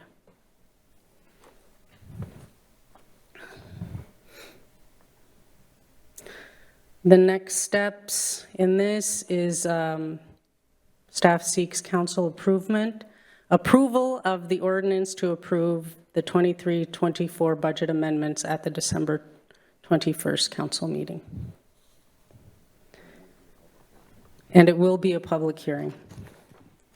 All right, do we have any questions, Janella, for any of the amendments, any of the proposed budget amendments that we're going to be seeing next week? If not, can you just quickly, Janella, since we did reference it earlier on the 6-year financial forecast, I noticed that's in the ordinance draft. Yes. Can you just quickly run through those numbers of where we're going with expenditures, revenues over the next 6-year period, and then we'll wrap it up. Okay, so this ordinance has we've had 5 budget amendments. This is the 5th budget amendment that we've had in 2023. So that's how come you have Exhibit A5. And then Exhibit C1 is where you start with the detail behind that. And you may remember this from what's presented in the budget book for each fund. If I can get there, okay. So here's the general fund revenues, and I can make that larger if you would like. Maybe just refer to the page so that council members that are interested can take a look at it. So this is between now page and next week. 15 of the PDF. Perfect. So you can see I've increased the fund balance. It was 8 million, and we came in, the beginning fund balance came in at 9 million. You can see the property tax revenues, levy lid lift for the recreation and parks, that was done in 2016, and I've broken it out between the two. The EMS property tax and the property tax for the general obligation bond, sales tax revenues, and there's 25 projected going out. Councilmember Sonmore. I know we're going to talk about it here in a minute, but you still have the lease for the clubhouse at $18,000. So that will be, if it goes through, that would be amended as well. Is that, Line 64 of page 15. oh, the Ballinger Clubhouse lease? Yeah.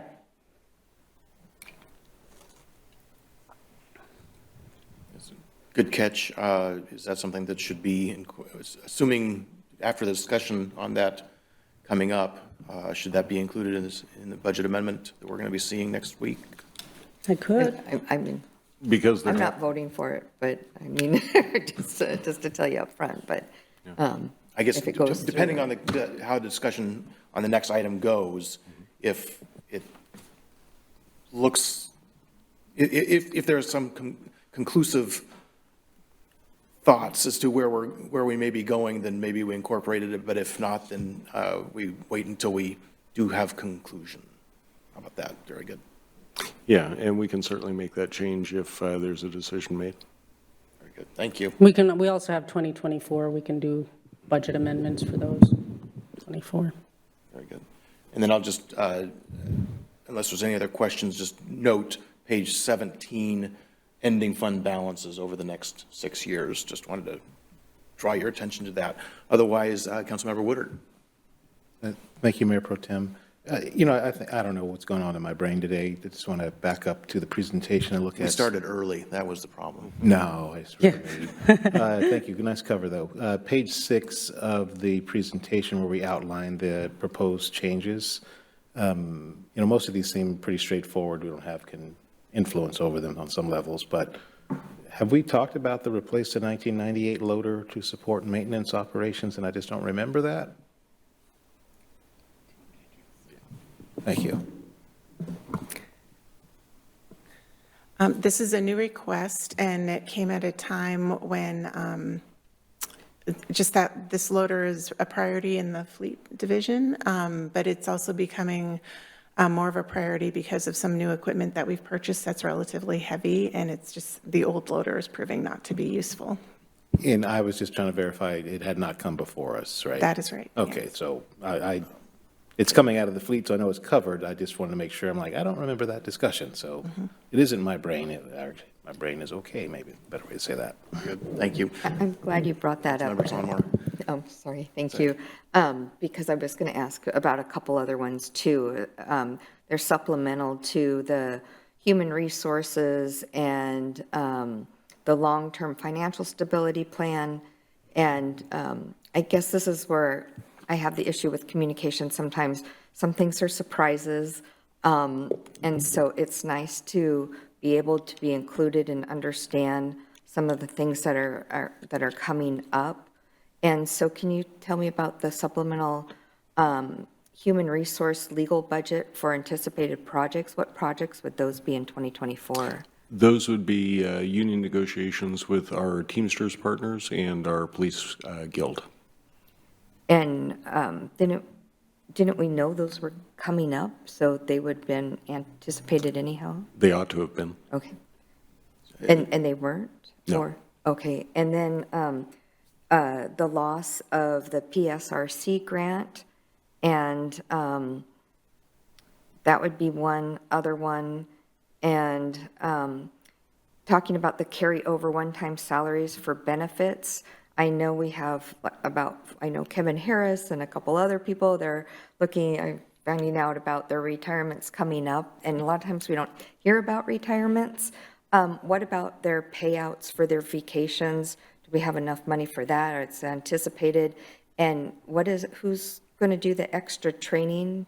Because we've known that the 4 that are retiring probably have over 35 years. They're our longest employees. What does that $85,000 do? Is that going to, how's that going to train What them? that's Aren't they for, doing? yeah, what that's for is on-site? to hire new personnel so they can train with those folks before they retire. So they can provide some overlap, 3, 4, 5, potentially 6 months, so that they can learn from the folks that have that 35-year institutional memory to do the job going forward. So that will be 4 people divided by $85,000 for, is that a month? What's that? Yeah, it's 3 months, about 3 months each. And then also the increase to the 24 purchase vehicles, what are we looking at there? Those were the two vehicles that Director Hoffman presented the other day for, what was it? Was The it one that two- went over? Two dump budget? trucks, yeah. Okay. Yeah, the increased costs, that costs for everything are going up. And then did we know, I know we talked about the comp plan, there was going to be some increase, but for the community engagement, what are we getting again for $35,000? Yeah, that was something that council had asked for that increased outreach. For the 35,000, I believe that's an estimate. But Carolyn can add more detail to that. Yes, we are looking to bring on another partner to the comprehensive planning team to help with reaching folks that we have not been doing a great job of reaching historically. So it is to supplement workshops and the general types of outreach and marketing that we do with different forms of communication to reach different groups and to provide more opportunities to meet with smaller groups and also provide additional services in translation and different ways of communicating the needs of the comp plan to folks. And just the last one, the PSRC. So these are things that we probably should have asked in our budget meetings or finance meetings. So I'm just going to ask one more since you all are here. The PSRC grant loss, can you just explain a little bit about that one? I can take that one. Okay. You may recall we had submitted a grant application to PSRC for $500,000. That was for the the Veterans Park Trail. We ran into some challenges there, withdrew the grant application and resubmitted, and basically we doubled down and got twice as much. We were awarded that. Remember when I report on that? A couple weeks ago.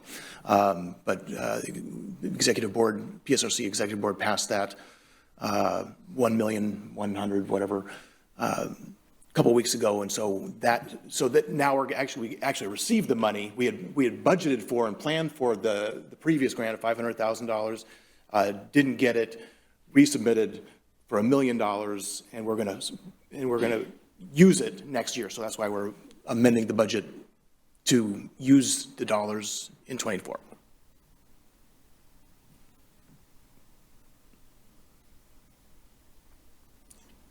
All right, good questions. Anything else, Councilmember Woodard? I feel like we should say outstanding on that comment there, right? I'm like, they just said so nonchalantly, like, wait a minute, I'm sorry, even I missed that that's how that went. Yeah, yeah. So if I followed you correctly, we didn't get the 500 for various reasons, pulled back, went back out and said, well, actually what we meant to do was $1 million. And they went, of course you did. Here's your $1 million. So outstanding. Thank you for that. I'm sorry I didn't catch that earlier. Again, I don't know what's going on. Too much information these days, but I'm acknowledging it now. Outstanding. Very good. Thank you. So yes, appreciate that. So that was definitely a win. Any other questions? As pointed out, a lot of this throughout the year we've talked about a lot of these different pieces, but there are some that are some of those areas where you've identified something that we missed in adopting the budget in '23 that we know is coming, is upcoming expenditures in '24. So that's what we were including in this budget amendment. All right, makes sense to everybody. I think we're good. If we are and can wrap this up, we're going to see this again next week. It sounds like we need a quick 5-minute break. Is that what we were looking for, a 5-minute break before we launch into the next subject? All right, so 8:45. Fantastic, thank you. All right, next up is the, next. Recording in progress. There it is, now we're back in order. And next up is the review of the lease agreement for the Mickey Corso Community Clubhouse with Jeff Betts. Well, good evening, Mayor Pro Tem and council members. I'm Jeff Betts, the Recreation and Parks Director for the city.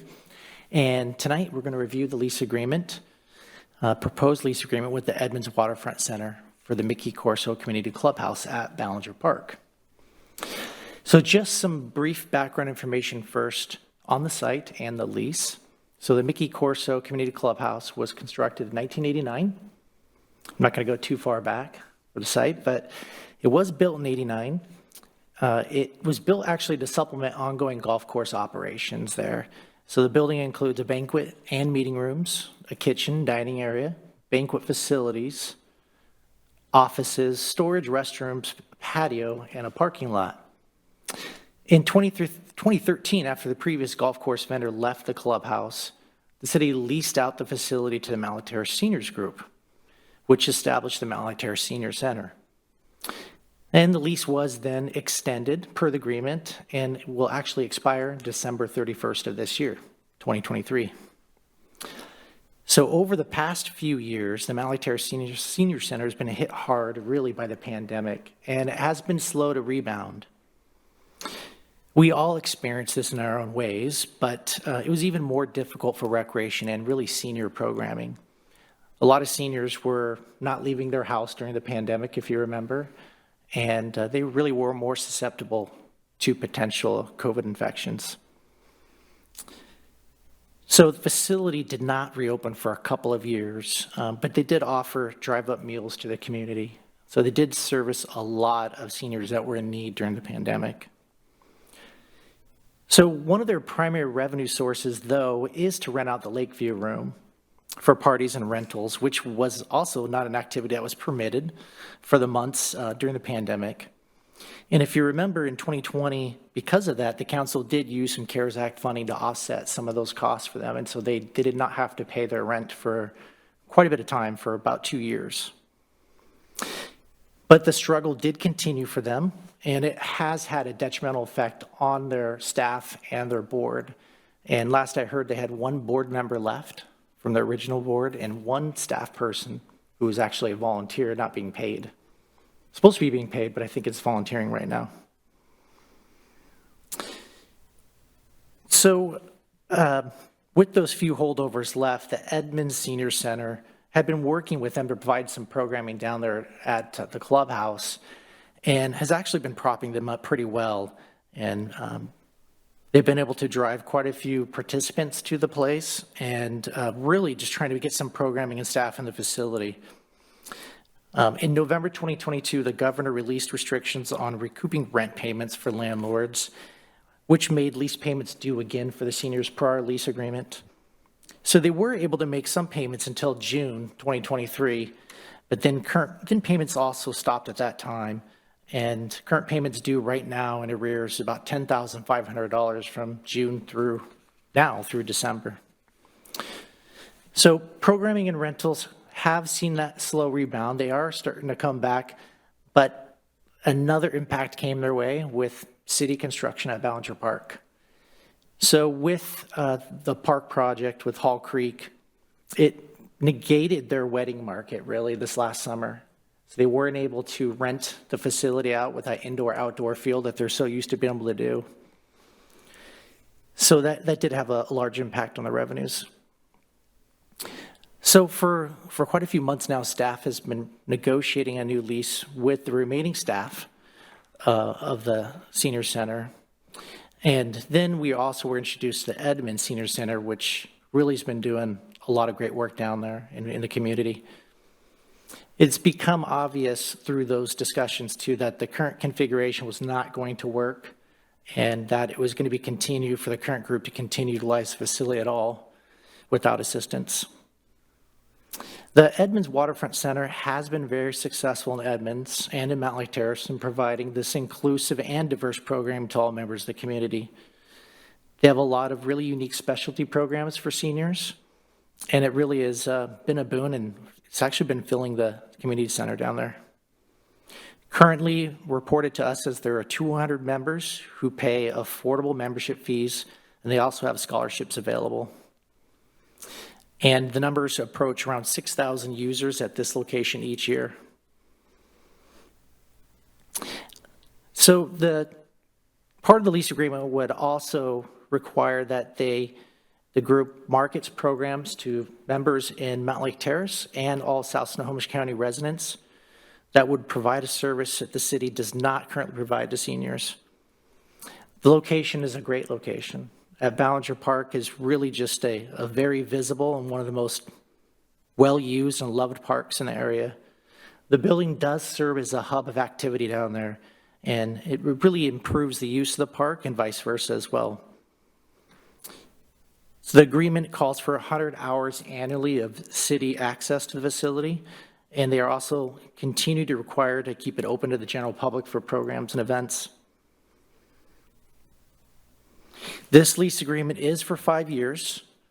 It expires in 2028 with one renewal term of 5 years as well, which is very similar setup to the previous agreement. The lease amount is for $10 per year, as well as any leasehold excise taxes that are due. It includes rental forgiveness of the $10,500 owed at this time due to those lost revenues from COVID and Ballinger Park construction.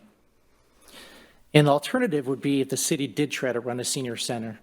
If we tried operating facility down there, we would see costs in the hundreds of thousands of dollars annually with staff, program costs, utility costs, and other things that it costs to run a recreation program.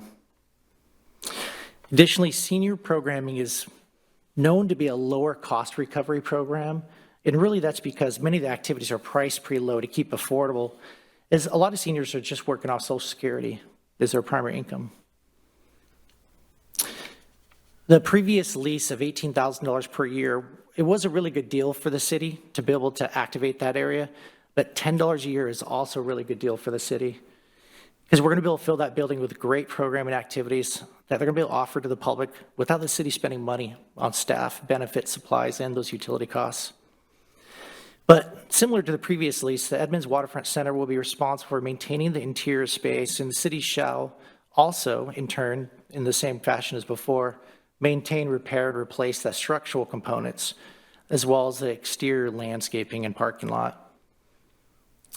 So there are additional advantages to the city partnering with a nonprofit group for facilities such as this, though, is because these nonprofit groups, such as the Edmonds Waterfront Center, are able to obtain large-scale capital funding for improvements that the city can't always reach without a nonprofit partner. And early indications of some of the conversations that we've had with them is they do intend to do that. They have also already started to work on some of those and reached out to some of their legislators to see what the possibilities were on some of those different ideas. So the city has identified a number of capital improvements down there already and will continue to. We are currently undertaking a facility assessment to take into account any capital improvements as well as energy savings that could be had down there at that building, as well as all the buildings that the city owns.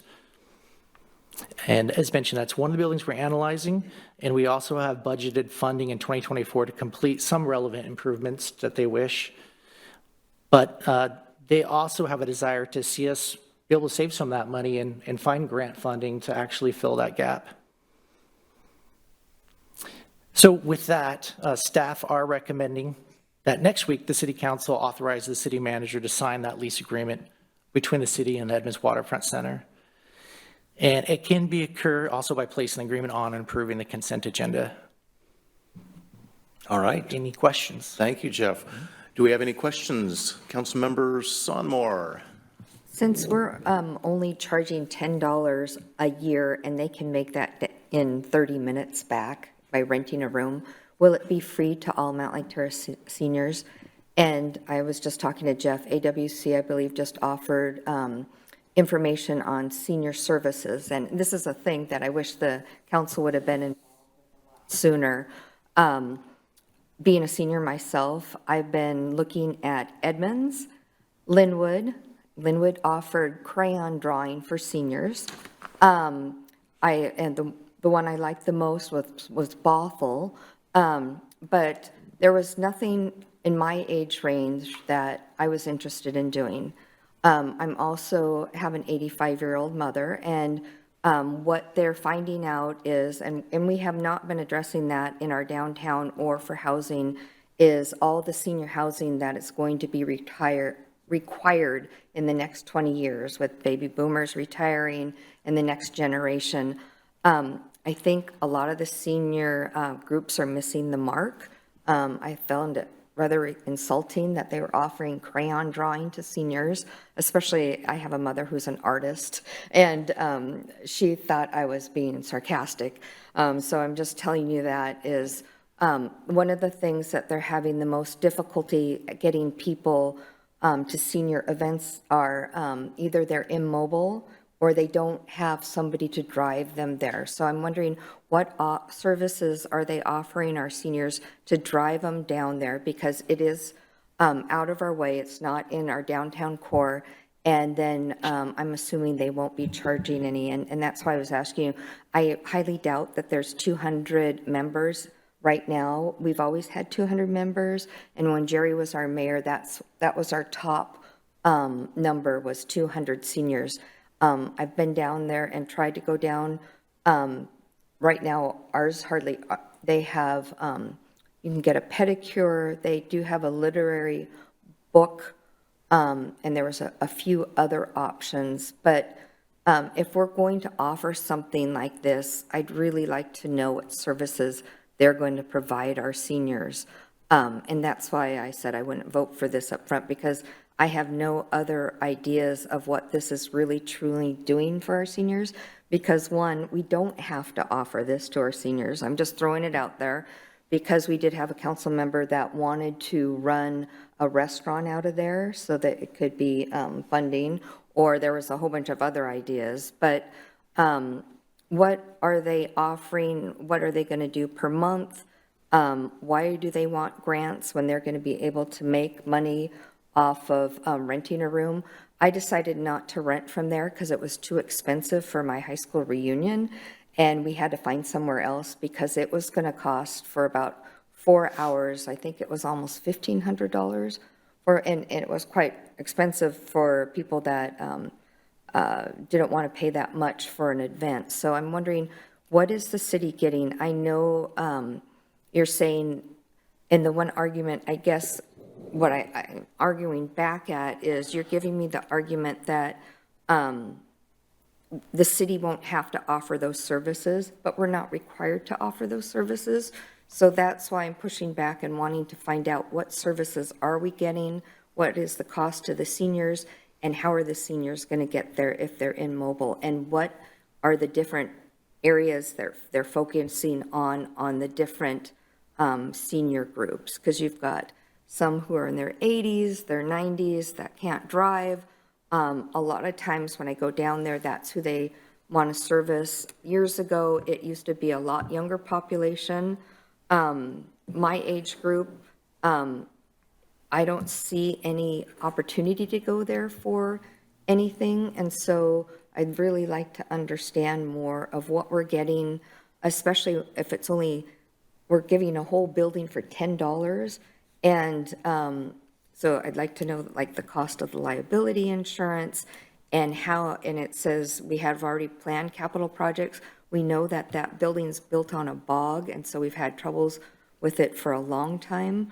And so I'd like to know how much we're going to spend there in the next 5 years.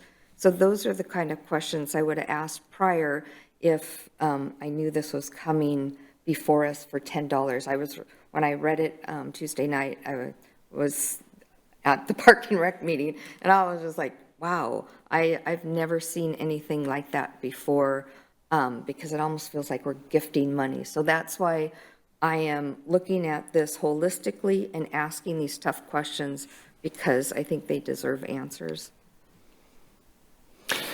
Yeah, just a few notes. I think that in the agreement, it does mention they are required to maintain insurance. So that is an expense that they need to, right. So that is something that they will have to do. It's not something that costs the city will be borne.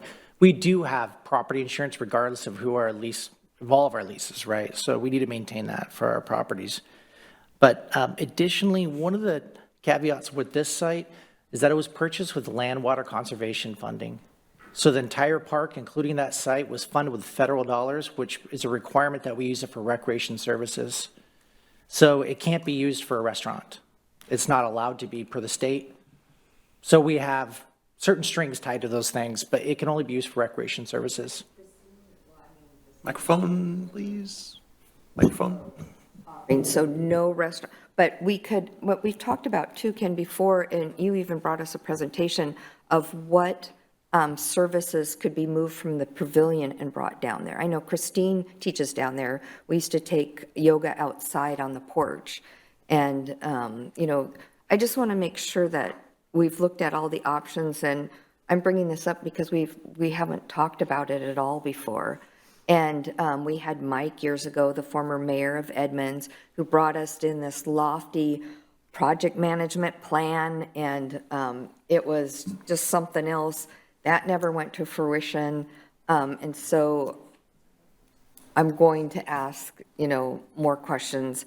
When I see a $10 lease, how did it come to $10? I mean, if they can make that, I mean, if they rent a room for $50, the 1 hour, they've already paid that back. And if they're so good at Edmonds and they're bringing in so many people, and that's well established. Maria Cantwell's mother had really highly publicized that. So I see them bringing people possibly over, but I still don't understand the $10 fee. Yeah, it's so we aren't saying, we can't say it's free. There has to be a dollar amount tied to it, right? So that's why it's $10, but are you saying as opposed to like $50 or $100 or $1? Opposed to what we were charging the senior group. Well, I mean, the previous group. That was hard. Right. And the previous group wasn't able to pay that dollar amount, right? So they're 6 months in arrears right now. And so I think what we've seen in the community is a need for senior programming, and that's why we were looking for the highest and best use of that facility being a recreation type use. And I think this is in line with that of having seniors there and seniors at the park, and especially all the work we've done to the park to increase that accessibility with trails and pathways. And there is quite a few seniors that live across the street in the condos there. So I think it's a good location for that type of use. But the other thing about the grants, one of the things we're referring to is this is more capital that the grants would be tied to, not for their ongoing programming, but those are the kind of things that could help the city offset our costs. So we have some dollars budgeted that council approved potentially for doing some heating and air conditioning and roofing type things down there, because the building is old and needs work, right, as we acknowledge. But some of the work that they could do could help offset a whole lot of those dollars, and they could do the legwork for that. Microphone, please. They will do, because the bathrooms have, you know, as you know, have had tons of issues down there. The floor has had holes in it. You could see clear down into the mud. I mean, there's been a lot of things. And I guess what I would argue back is, and I'm not arguing, I'm asking these questions because I'm supposed to be a good steward of financial funds for the city, is when I was looking at their books, they were showing me, they walked me all through their books. This was a few years ago, and this was before the pandemic. So the pandemic, and at that time, they could make about at least $3,000 a weekend, and they, I think they had 28 events on the books, and that was just from like April until June. And so they have a potential to make a lot of money down there renting it out, because you're talking senior stuff, but we're also saying that they can do kind of whatever they want with that building. They can rent it out. What parameters do we have around that? Well, when I mention renting, I mean renting the rooms for weddings. Right, that's what they were Right. doing. And Weddings, meetings. reunions, funerals. They're not going to be subleasing them. And the issue that they were doing is they were just right below what other people were renting for. So, I mean, it was filled up every weekend. I remember when I tried to get my date, I wanted one in June, and I couldn't. I got the last opening in August or September, and that was like 6 months before. So it's not hard to rent it out. And I'm just saying, you know, they have a potential to make a lot of money there. And so what are they going to do for the seniors? What happens if they don't follow through? I mean, we did some preliminary estimates of potential revenue for renting that room, and it's not as much as you would think. It's not enough to even pay for a staff person to work it. So for as far as like to manage the facility, I mean, it's less than $100,000 a year. And then on top of it, that's good to know, and they expect the city for us to write grants? Well, no, I mean, I think we're going to be a partner since our facility. So we own the building, so we're going to have to partner with them on any grants. If the state wants to pitch in any dollars through like Department of Commerce or something like that, or even, some other form, there's plenty of energy grants and things like that too we could apply for. But the city definitely would be a partner because we want to see the building improve. We want it to be an asset to the community. We also, recognize that the building is not new and that it's our responsibility to maintain some of the parts of that as well. And then just my last question, I think last time I asked, I thought it was the senior center of Edmonds coming in, and I thought you guys said no. Who are these people that are down there? And is it a certain staff? Is it with the seniors of Edmonds on the waterfront? I mean, Yes. This is all so new to us. I think it kind of maybe. Yeah, the Edmonds Senior Center, and they're doing business as Edmonds Waterfront Center. It's the same group, right? And so they get $1 a year lease from City of Edmonds to be in that location. So it's very similar setup, and it's not that unusual. There's quite a few different public entities that have similar setups with Boys and Girls Clubs and senior centers and Ys, and I can name quite a few. But really the idea is that they stepped in to assist by trying to bring some more programming and to really help prop up the current group that are there. And I think that's the main gist of it. What has happened in the past, though, isn't necessarily what would happen in the future. I think that this new group has been very successful down at Edmonds, and I think that they have a vision of things that they want to do that are going to be a good fit for this building. And even the rates that are happening now for rentals, I'm not sure that that's going to continue. I'm guessing that a lot of things would get adjusted with a new lease group. It's good to, and then sorry, you just said something else. What are they planning to do? I mean, I would assume that they're going to continue to do some of the dancing programs they have down there for seniors and some of the healthcare type programs.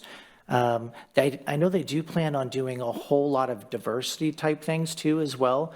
They have different user groups that come in there. I know they partner with the Korean, what is it, Korean Community Center? Can I ask why they didn't come in and talk to the council? They could have. I did not ask them to, but I definitely would, probably in the new year or something, or whenever council would wish, we can do that, yeah. Great questions. Thank you, Councilmember Sonmore. Councilmember Murray. Thank you. Appreciate it. And Jeff, appreciate you coming and appreciate you, I know, trying to look for options to make sure that we are utilizing this really important space in our community. So I want to start there, and I also want to make sure that I say thank you to the MLT Seniors Group for all of their work, supporting the seniors in our community and really the community more broadly over the last decade. So I think, like Councilmember Sonmore, I have a lot of questions, though, and I'm not sure how many, I feel like some of those you may be able to answer tonight, but I feel like some of them may be longer conversations. I mean, I would love to understand, so it already felt like we were offering a deal to our current senior group, given the work that they were doing, right? And we are obviously, the proposal before us is even significantly less. And so I would love to understand what our costs are, what are we putting into that facility so that we understand the full, kind of impact of the decision that we're making. I'm not sure that I understand that. I think like Councilmember Sonmore, I don't know that I understand fully what is in it for us and what they are going to do for our community. And because I don't know that, there leaves lots of, questions and concerns, right? And I think for me particularly, I know that they are doing really good work in Edmonds.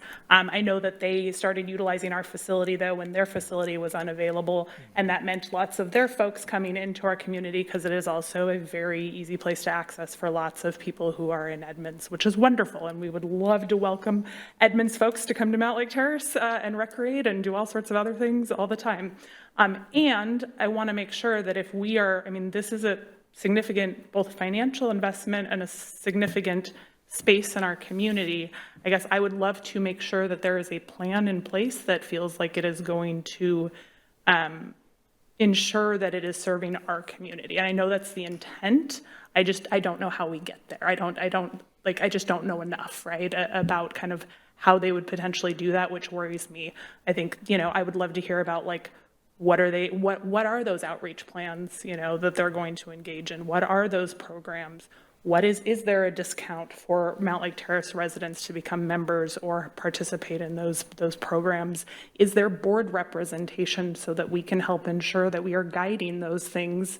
I think there's a lot of those sorts of questions and conversations that maybe some of those have been had, but I'm not sure that I understand those pieces. And then I guess maybe taking even a step further back, I guess I'd be curious. So obviously our current seniors group has struggled to pay rent over the last 6 months, and we recognize we're in this really challenging time where we are coming out of the pandemic. We have significant, disruption to the space that they are located in.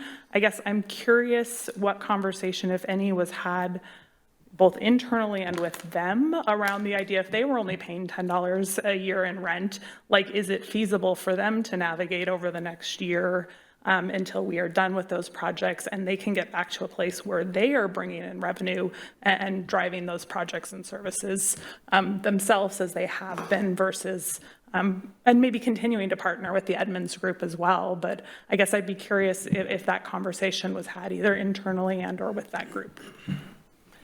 Yeah, we definitely did. And I think they're the ones that brought the idea to us of partnering because one of the things I mentioned earlier, and this is my opinion, is that it doesn't seem like that it's going to work to continue for them. This is on their angle. There's only one person that works there. That's basically volunteer. And then also they only have one board member left. So I think that they're dwindling down and they need the resources and the backing to make it happen. And so I think that if we let things continue to go, they just will cease to exist and there will be nothing down there.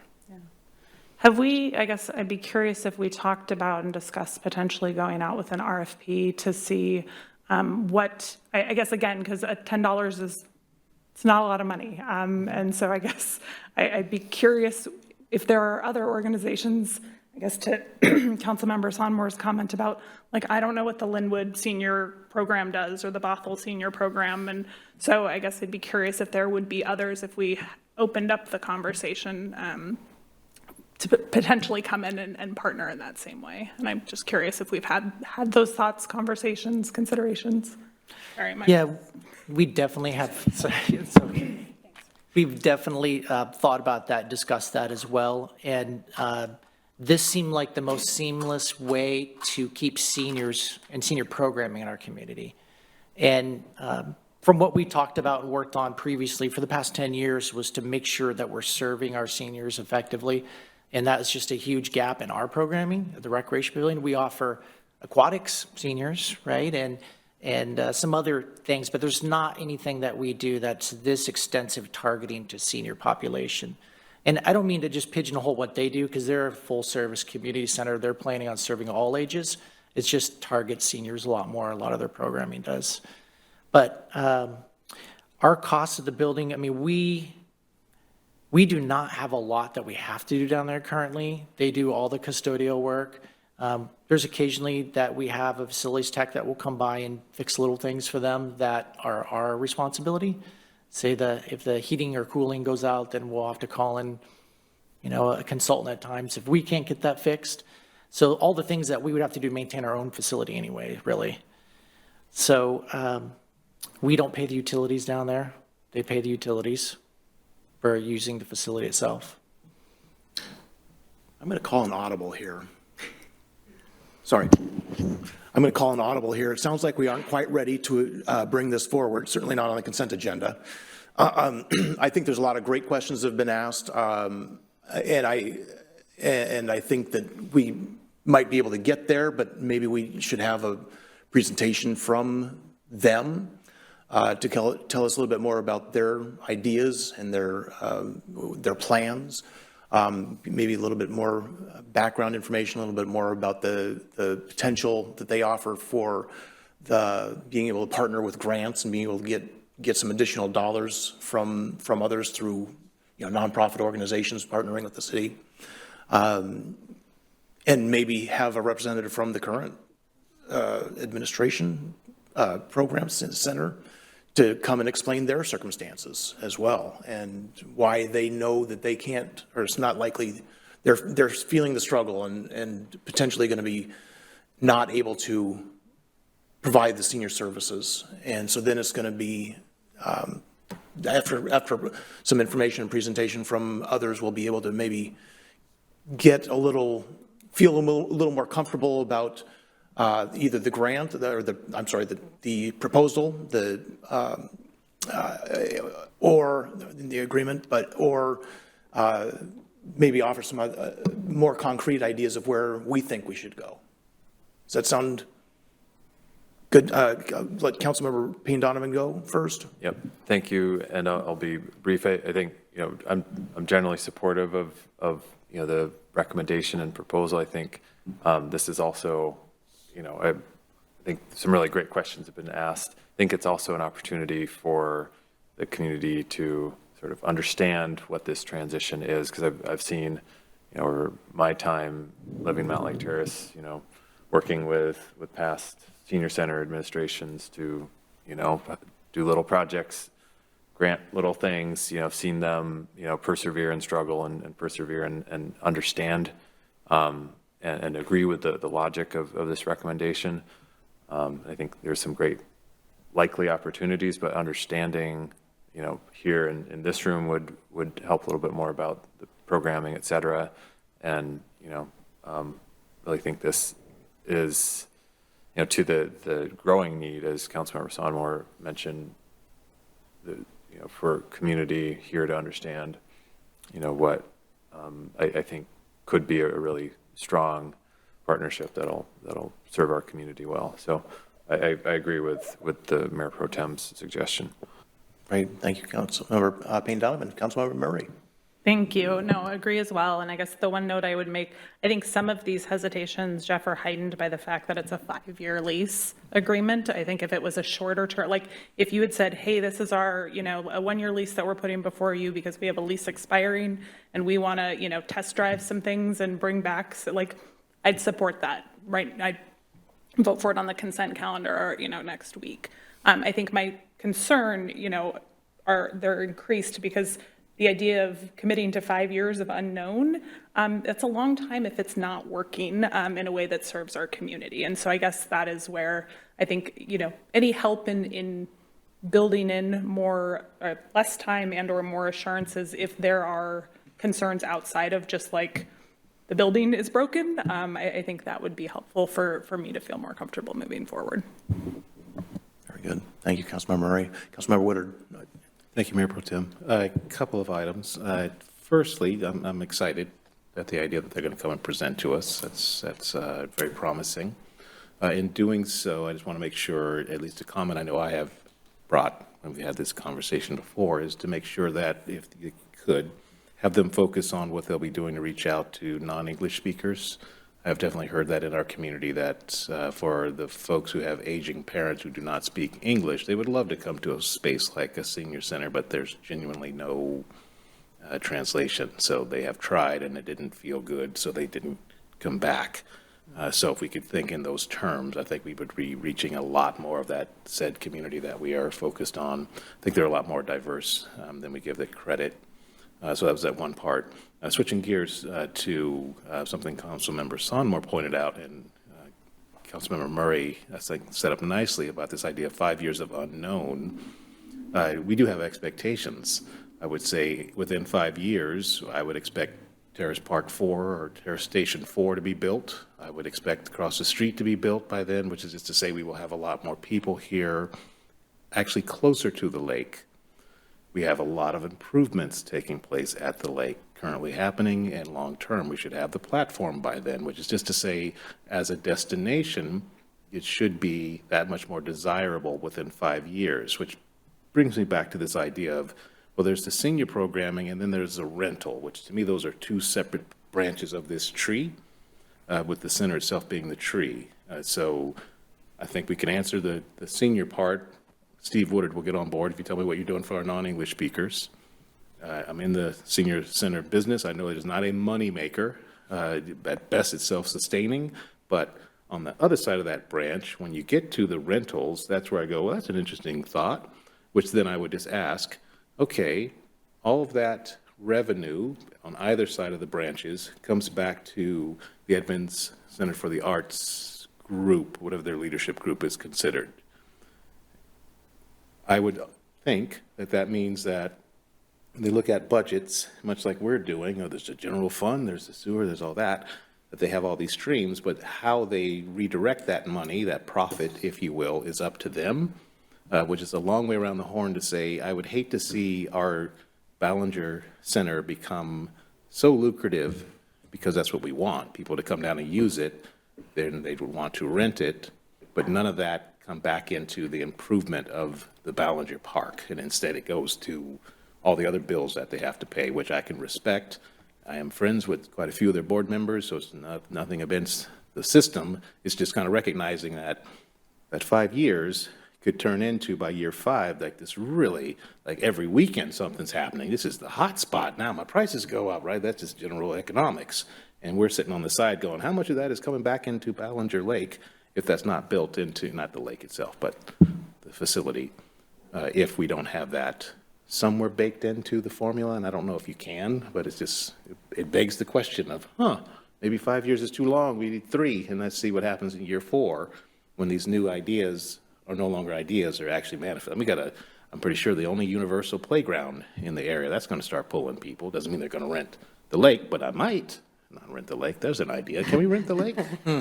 Nonetheless, somewhere in there was a question, and really was just this idea of just kind of recognizing, how do we make sure that if you're going to start making money renting the room, that, again, it's not like a big money maker today, but it might be, that some of that profit, if you will, comes back to improving the space. A lot of words there. Thank you for this. It's an interesting question, because we did talk about term quite a bit internally and with them. And so they wanted a longer term and we wanted a shorter term. So this 5-year term is what we talked about doing. And I don't think that they would be willing, at the time in our conversations, didn't want to commit to something shorter. Really, if they're going to be trying to put out lots of effort to improve the facility and then they're gone after a year, it really doesn't behoove them to actually put any effort into improving the facility, right? I mean, that's just my thought on it. But Thank you. Great questions. Councilmember Ryan, and then Councilmember Sommer, did you have a follow-up? Okay, great. Thank you, Mayor Pro Tem. I like the idea of that. I think it's great that our council members have these questions, because I have them also. And so thank you for speaking up. I do like the idea to maybe have them come and do some kind of a presentation.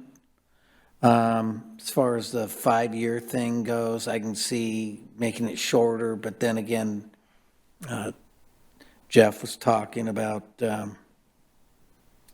it's going to take probably more than a year to get things going.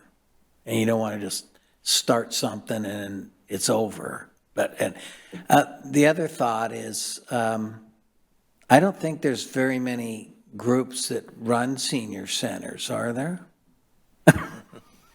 I mean, it's always been kind of a thing in a church basement where there's no money and all that. So that's kind of interesting. It's interesting that there is a group that would like to help our senior center. Of course, they could rent the place out, and I don't know if it's going to be the new metropolis or whatever of the area and get hopping, but it could. But it hasn't really done well since it was a golf club, and that wasn't doing well. So I would like to see something, or a group that has some background in this to get things rolling. Yeah. The only other thing is, it is our building, so we do have to take care of it no matter what. I do notice that the parking lot's having little issues too now, being on the bog. So, I don't know. I think good questions, everybody, and I'm up for the presentation. And like I said, I don't think there's many people that really want to run a senior center. Right. Thank you. Very good. Thank you, Councilmember Ryan. All right. Can I just ask one Yeah. more? Sorry, Councilmember so Sommer. I'm looking at the senior center and all their stuff, and they do have an end-of-life thing but it's kind of morbid to think about, but it's interesting that they do offer something like that. But, so I was kind of looking at some of their programs. The one thing they do offer, and it's interesting, they call it the Waterfront Center, is they have a coffee, gelato, ice cream, and pastry, and just being down on the waterfront. And you were just talking about how many people are going to be down there. It's almost like running a restaurant, but it's, because we've talked about that in the past with people using the lake. It'd be nice to have an ice cream parlor or something down there. And so I'm assuming that they've talked about having a coffee, gelato, and ice cream and pastry shop. Do we get a percentage of the profit? Yeah, I mean, downtown Edmonds, that would be a very nice, because they're right by the ferry dock. And so it just brings up more questions that I've looked at the Edmonds Center before, but I just looked at activities. I didn't look at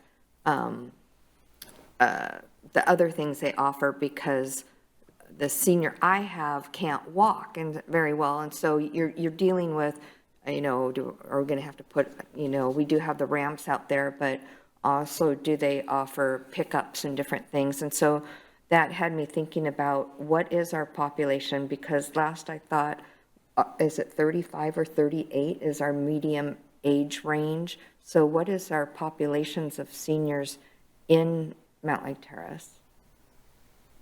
I'm just curious. You don't have to tell me now. You're looking at me like, I don't know. I don't remember either, but I was just curious. And that's not going to determine what I think of the senior center, but I was just curious. You're right. You're right. Very good. Thank you. Great discussion. Jeff, do you feel like you have some direction as to where we're going next then? Everybody feel comfortable with where, with having Jeff bring something back to us with the presentation from the group, get a little bit better understanding? All right. Yep. Very good. All right. Thank you very much. Jeff, I believe you're next up again. Is that right? No, sorry, the other Jeff. Yeah. All right, City Manager Jeff Betts, thank you very much. Jeff Knighton, City Manager, we've got a couple of professional services agreements to look over. Thank you, Mayor Pro Tem, members of council. So the first agreement we'll talk about tonight is for our public defender contract. So both state and federal law require that we provide an attorney to individuals who are charged with either a misdemeanor or a gross misdemeanor crime in Mountlake Terrace and are unable to afford an attorney of their own to represent them. There are a couple of mentions in here about the state Supreme Court adopted standards for how many cases a individual attorney should be expected to handle throughout the year, and that is one of the determining factors on how many attorneys get assigned to the cases that come out of our jurisdiction. So for the past several years, the city has contracted with Feldman and Lee to provide those services, public defender services. And at the last contract negotiation, the cost went from a little over $13,000 a month to provide the services to $18,000 a month, which is equivalent to 1 1/4 attorneys. And we have been pleased with the services provided by Feldman and Lee. And the city administration recommends the council authorize me to sign the first amendment to the contract, which would extend this contract through the end of 2025. Very good. Thank you. Jeff, do we have any questions on this? Councilmember Payne Donovan. Thank you, Mayor Pro Tem, and I think this all makes good sense. It just sparks Just cost too much? Well, sparks my curiosity around the sort of statistics of sort of the representation and services that these PDs provide to our residents. So perhaps at another date, if there is information for that we might understand about the sort of casework that's done or the representation that's done, I'd be interested in learning about that, but not an urgent request. Sure, and we can get that for you for public defender services. The other thing I wanted to note that just found out today, actually, is, well, two things. Let me back up a little bit. First, we have this contract, assuming it's extended by council, for $18,000 a month. We also pay what we call conflict attorneys, which increase the cost and is not a contracted amount, so are typically more expensive than what we have here. Conflict attorneys are for, I'll give you an example. Chief Caw used with me is basically two people are in a car. There are narcotics found in the car. Neither one of them knew it was there or says it was theirs.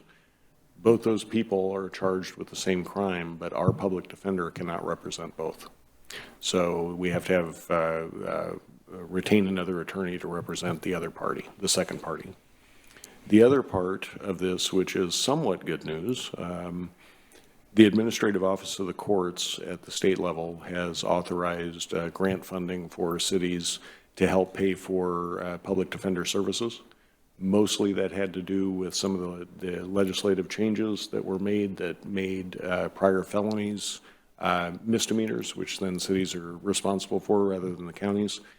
We have applied for that grant. We were notified today that we were awarded $34,000. So that will pay for about 7 weeks. But it's something that's nice to get. So every little bit helps. And that's what I have there. So. Very good. Thanks, Jeff. Councilmember Sonmore. Thank you for bringing up that question. We've had the problems in the past before is people say that they can't pay, and then we found out they could pay. Mm-hmm. And so what are we doing to understand that they really can't pay? We have a rubric, basically, that we ask people here at the city. Some of the things we've run into, we run down their financial condition and make sure that they meet the thresholds for indigent services. One of the things that we have had some issues with are judges appointing defense attorneys without necessarily consulting the city. And we have spoken to the judges about that, but I'm not typically one to go tell a judge that there are better ways to do things. So that's a very careful conversation, but we have had it. And we running for judge office is a whole different topic. And then we've also had the issue where the attorney could only have so much caseload. Right. You know, it's kind of like an oxymoron to me is that, guess what, citizens, you have to pay for people who do crime. And what we're trying to do is deter people from doing crime. And that's why I'm asking, you know, if they can afford to pay, maybe that will deter them from doing another crime. But it gets frustrating at a certain point that, you know, a certain amount of money has to go for representing people. And I understand that maybe, you know, they didn't do it. And so, of course, we want them represented. But my big thing is crime deterrence. And so, you know, it's too bad that we have to do that. But I like the question. Yeah. So. Yes, I will refrain. All right. Any other questions, comments, suggestions? Are we good for the consent calendar next Thursday? Is that correct? Consent calendar? Everybody's good with that? Fantastic. All right. Hearing examiner. All right. It's quick.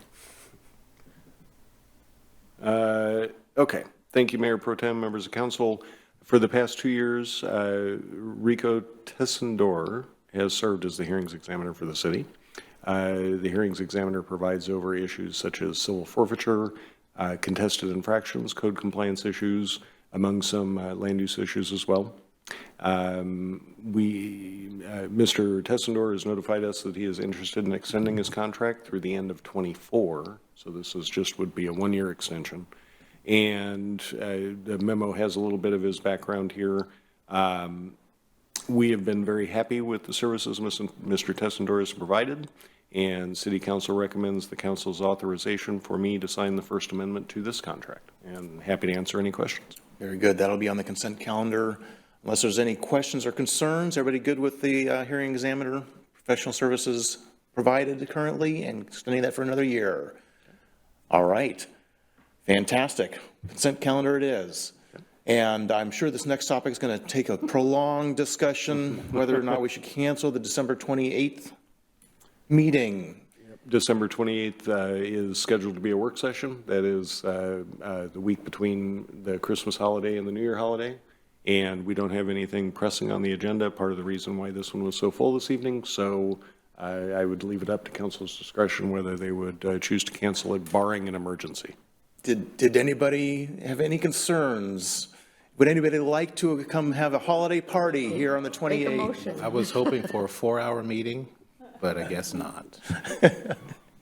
Yes, all right. So I think we can feel comfortable canceling that. Is that another consent calendar item, or we just agree to it? All right, very good. We will consider it canceled then.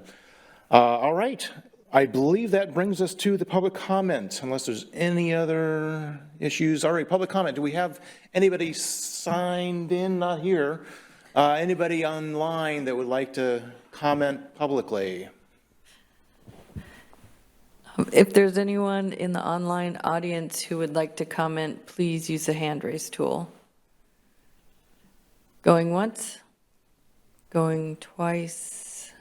There are no comments online. Very good. We will wrap that section up then and move right into the meeting agenda. We already heard a couple of items that are going to be on the agenda next week. Has everybody had a chance to take a look? Any questions, concerns, issues? I think the only modification is the deletion from the consent calendar of the senior center.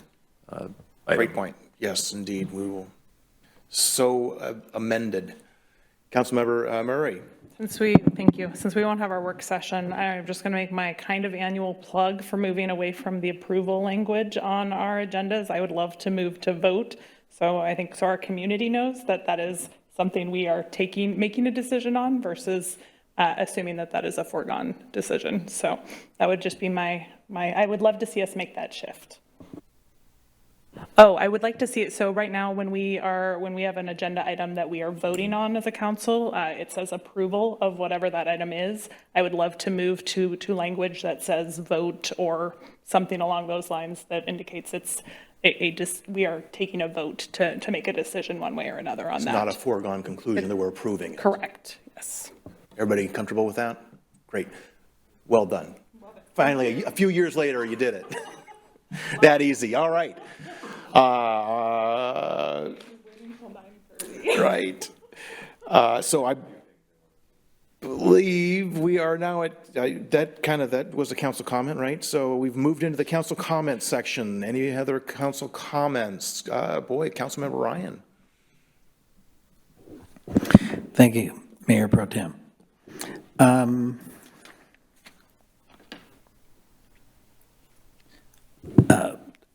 Kudos to the employee breakfast this morning. That was great. It's nice to get our staff all together since 2019 to meet each other, and great event. Thank you, city manager and everybody, all the staff, Jeff and the Jeff. That put it all together. It really was very great. I like that. The second thing is next week, Tuesday the 19th, at Maverick Gaming is going to have give away their dinners for Christmas to the mainly they go through the school districts and see which families need the dinners. They have a coupon and they get in line with their car. And they're going to need some help if you want to volunteer at 3 o'clock to 7. Last time I was there at 3, it only lasted an hour and we went through 100 dinners. So I can't see it going to 7, but you never know. And that's going to be on 220th there at Ace's Card Room or whatever they call that place. It's only cards. So if you're interested, I think we got an email and it looked like it was the wrong date, and then they sent another email that's going to be the 19th, 3 to 7. So I'm not sure if I can make it. Thank you. Very good. Thank you, Councilmember Ryan. Councilmember Woodard. Yes, thank you, Mayor Pro Tem. I also wanted to build upon the employee appreciation breakfast today and say at my table I had referenced how we do 15-hour days, which if you do the math right now, 7 a.m. And if we just stall a little longer, we'll get to 10 p.m. But that is just my way to want to acknowledge the staff who are in the room right now, because this is actually, they did 15 hours today, not the 15 that I was talking about, where you get to take about 3 off in the middle of the day and take a nap and stuff like that. So thank you all for being here after putting on such a wonderful event. That said, in terms of building upon what I saw, that was really only my second or maybe third time to go to the breakfast, and I have the same opinion each time, and it was stronger this time, which is when we have the actual service awards, I would personally be willing to stand up there and shake hands with somebody who has dedicated 35 of their years to working for this city, and even 5 of those years. So if that's a possibility for council members who are there, and we were very fortunate to have all of us there, except for the mayor. Sorry, Mayor, we miss you. But nonetheless, to have all of us there, that would have been a pretty cool gauntlet to walk down, if nothing else, just for the one who was at 35. So just something feedback-wise. And then I just wanted to go on record as saying that I had the best seat in the house because I got to flirt with an officer all morning. K9 Harley. I guess you don't get to say officer. It's K9 Harley, which is also my way of saying. She was all over me, man. I don't know what to do about that. I was starting to wonder if I should file a report. But nonetheless, to get a chance to spend time with such a wonderful officer. I mean, quite frankly, just the work that the K9 had done in this city and in this county. And I learned that although she is not going to go with her bestie, who, congratulations on your 20 years, Officer Froyland? Yeah. Froyland, I don't know, I'm trying to say her last name, Froyland. But nonetheless, congratulations on your 20 years. But they did find a spot for her in the county where she'll be doing some work, continue the work that she's doing. So just thought, for those of us, for those of us who didn't get a chance to read the article or hadn't followed up, that it turns out she did find a home and going to continue to do her work just at the county level, which is very exciting that she'll be finding work here in Snohomish County. And if any of that merch is available, like from National Night Out, I didn't want it because I thought the residents should have it. I now want a piece of merch with Harley on it if possible. So. End of my feedback, other than to say, what a wonderful event. Please. Can you just Thank you. What's happening to the dog? One of you want to address that a little more clearly? So talking with Chief Kaw, he has decided to sunset the K9 program. And the reason for that is it is a narcotics dog. And because of the recent legislation, narcotics aren't... The dog has only been used 4 times in the last 9 months. I would have taken it. Yeah. I mean, I would have taken that dog in a heartbeat. Yeah, but she's not ready to retire yet. No, she's not. And she's going to go to the Snohomish County Jail, where she will continue her work at the as part of the jail. Poor thing. She was a good dog. Yeah. But she was great. Unfortunately, just because of the recent drug legislation, and the lack of use, it's important to reprogram that specialist position within the police department to a traffic patrol position, which will focus on traffic safety and pedestrian safety. And one other thing I was going to bring up, just going back to the breakfast, I'd love to have a council basket that could be a part of the raffle. I think that would be really nice if each one of us would donate something and we could put it in a basket. It'd be a nice gift. Great. I just wanted to put a bow on it now that you identified that K9 Harley is a narcotics dog. But I should be clear, she loved me just because I'm me. And that's actually for my table. Who got a dose of my sense of humor this morning and couldn't believe how apparently dark my humor can be. She runs to see me every time, so we're in the same spot. Okay. Great meeting. Thank you all very much. I believe that brings us to, I'm assuming there are no more further council comments. Great. So we are now adjourned. Everybody have a great weekend. We'll see you next week. Woohoo.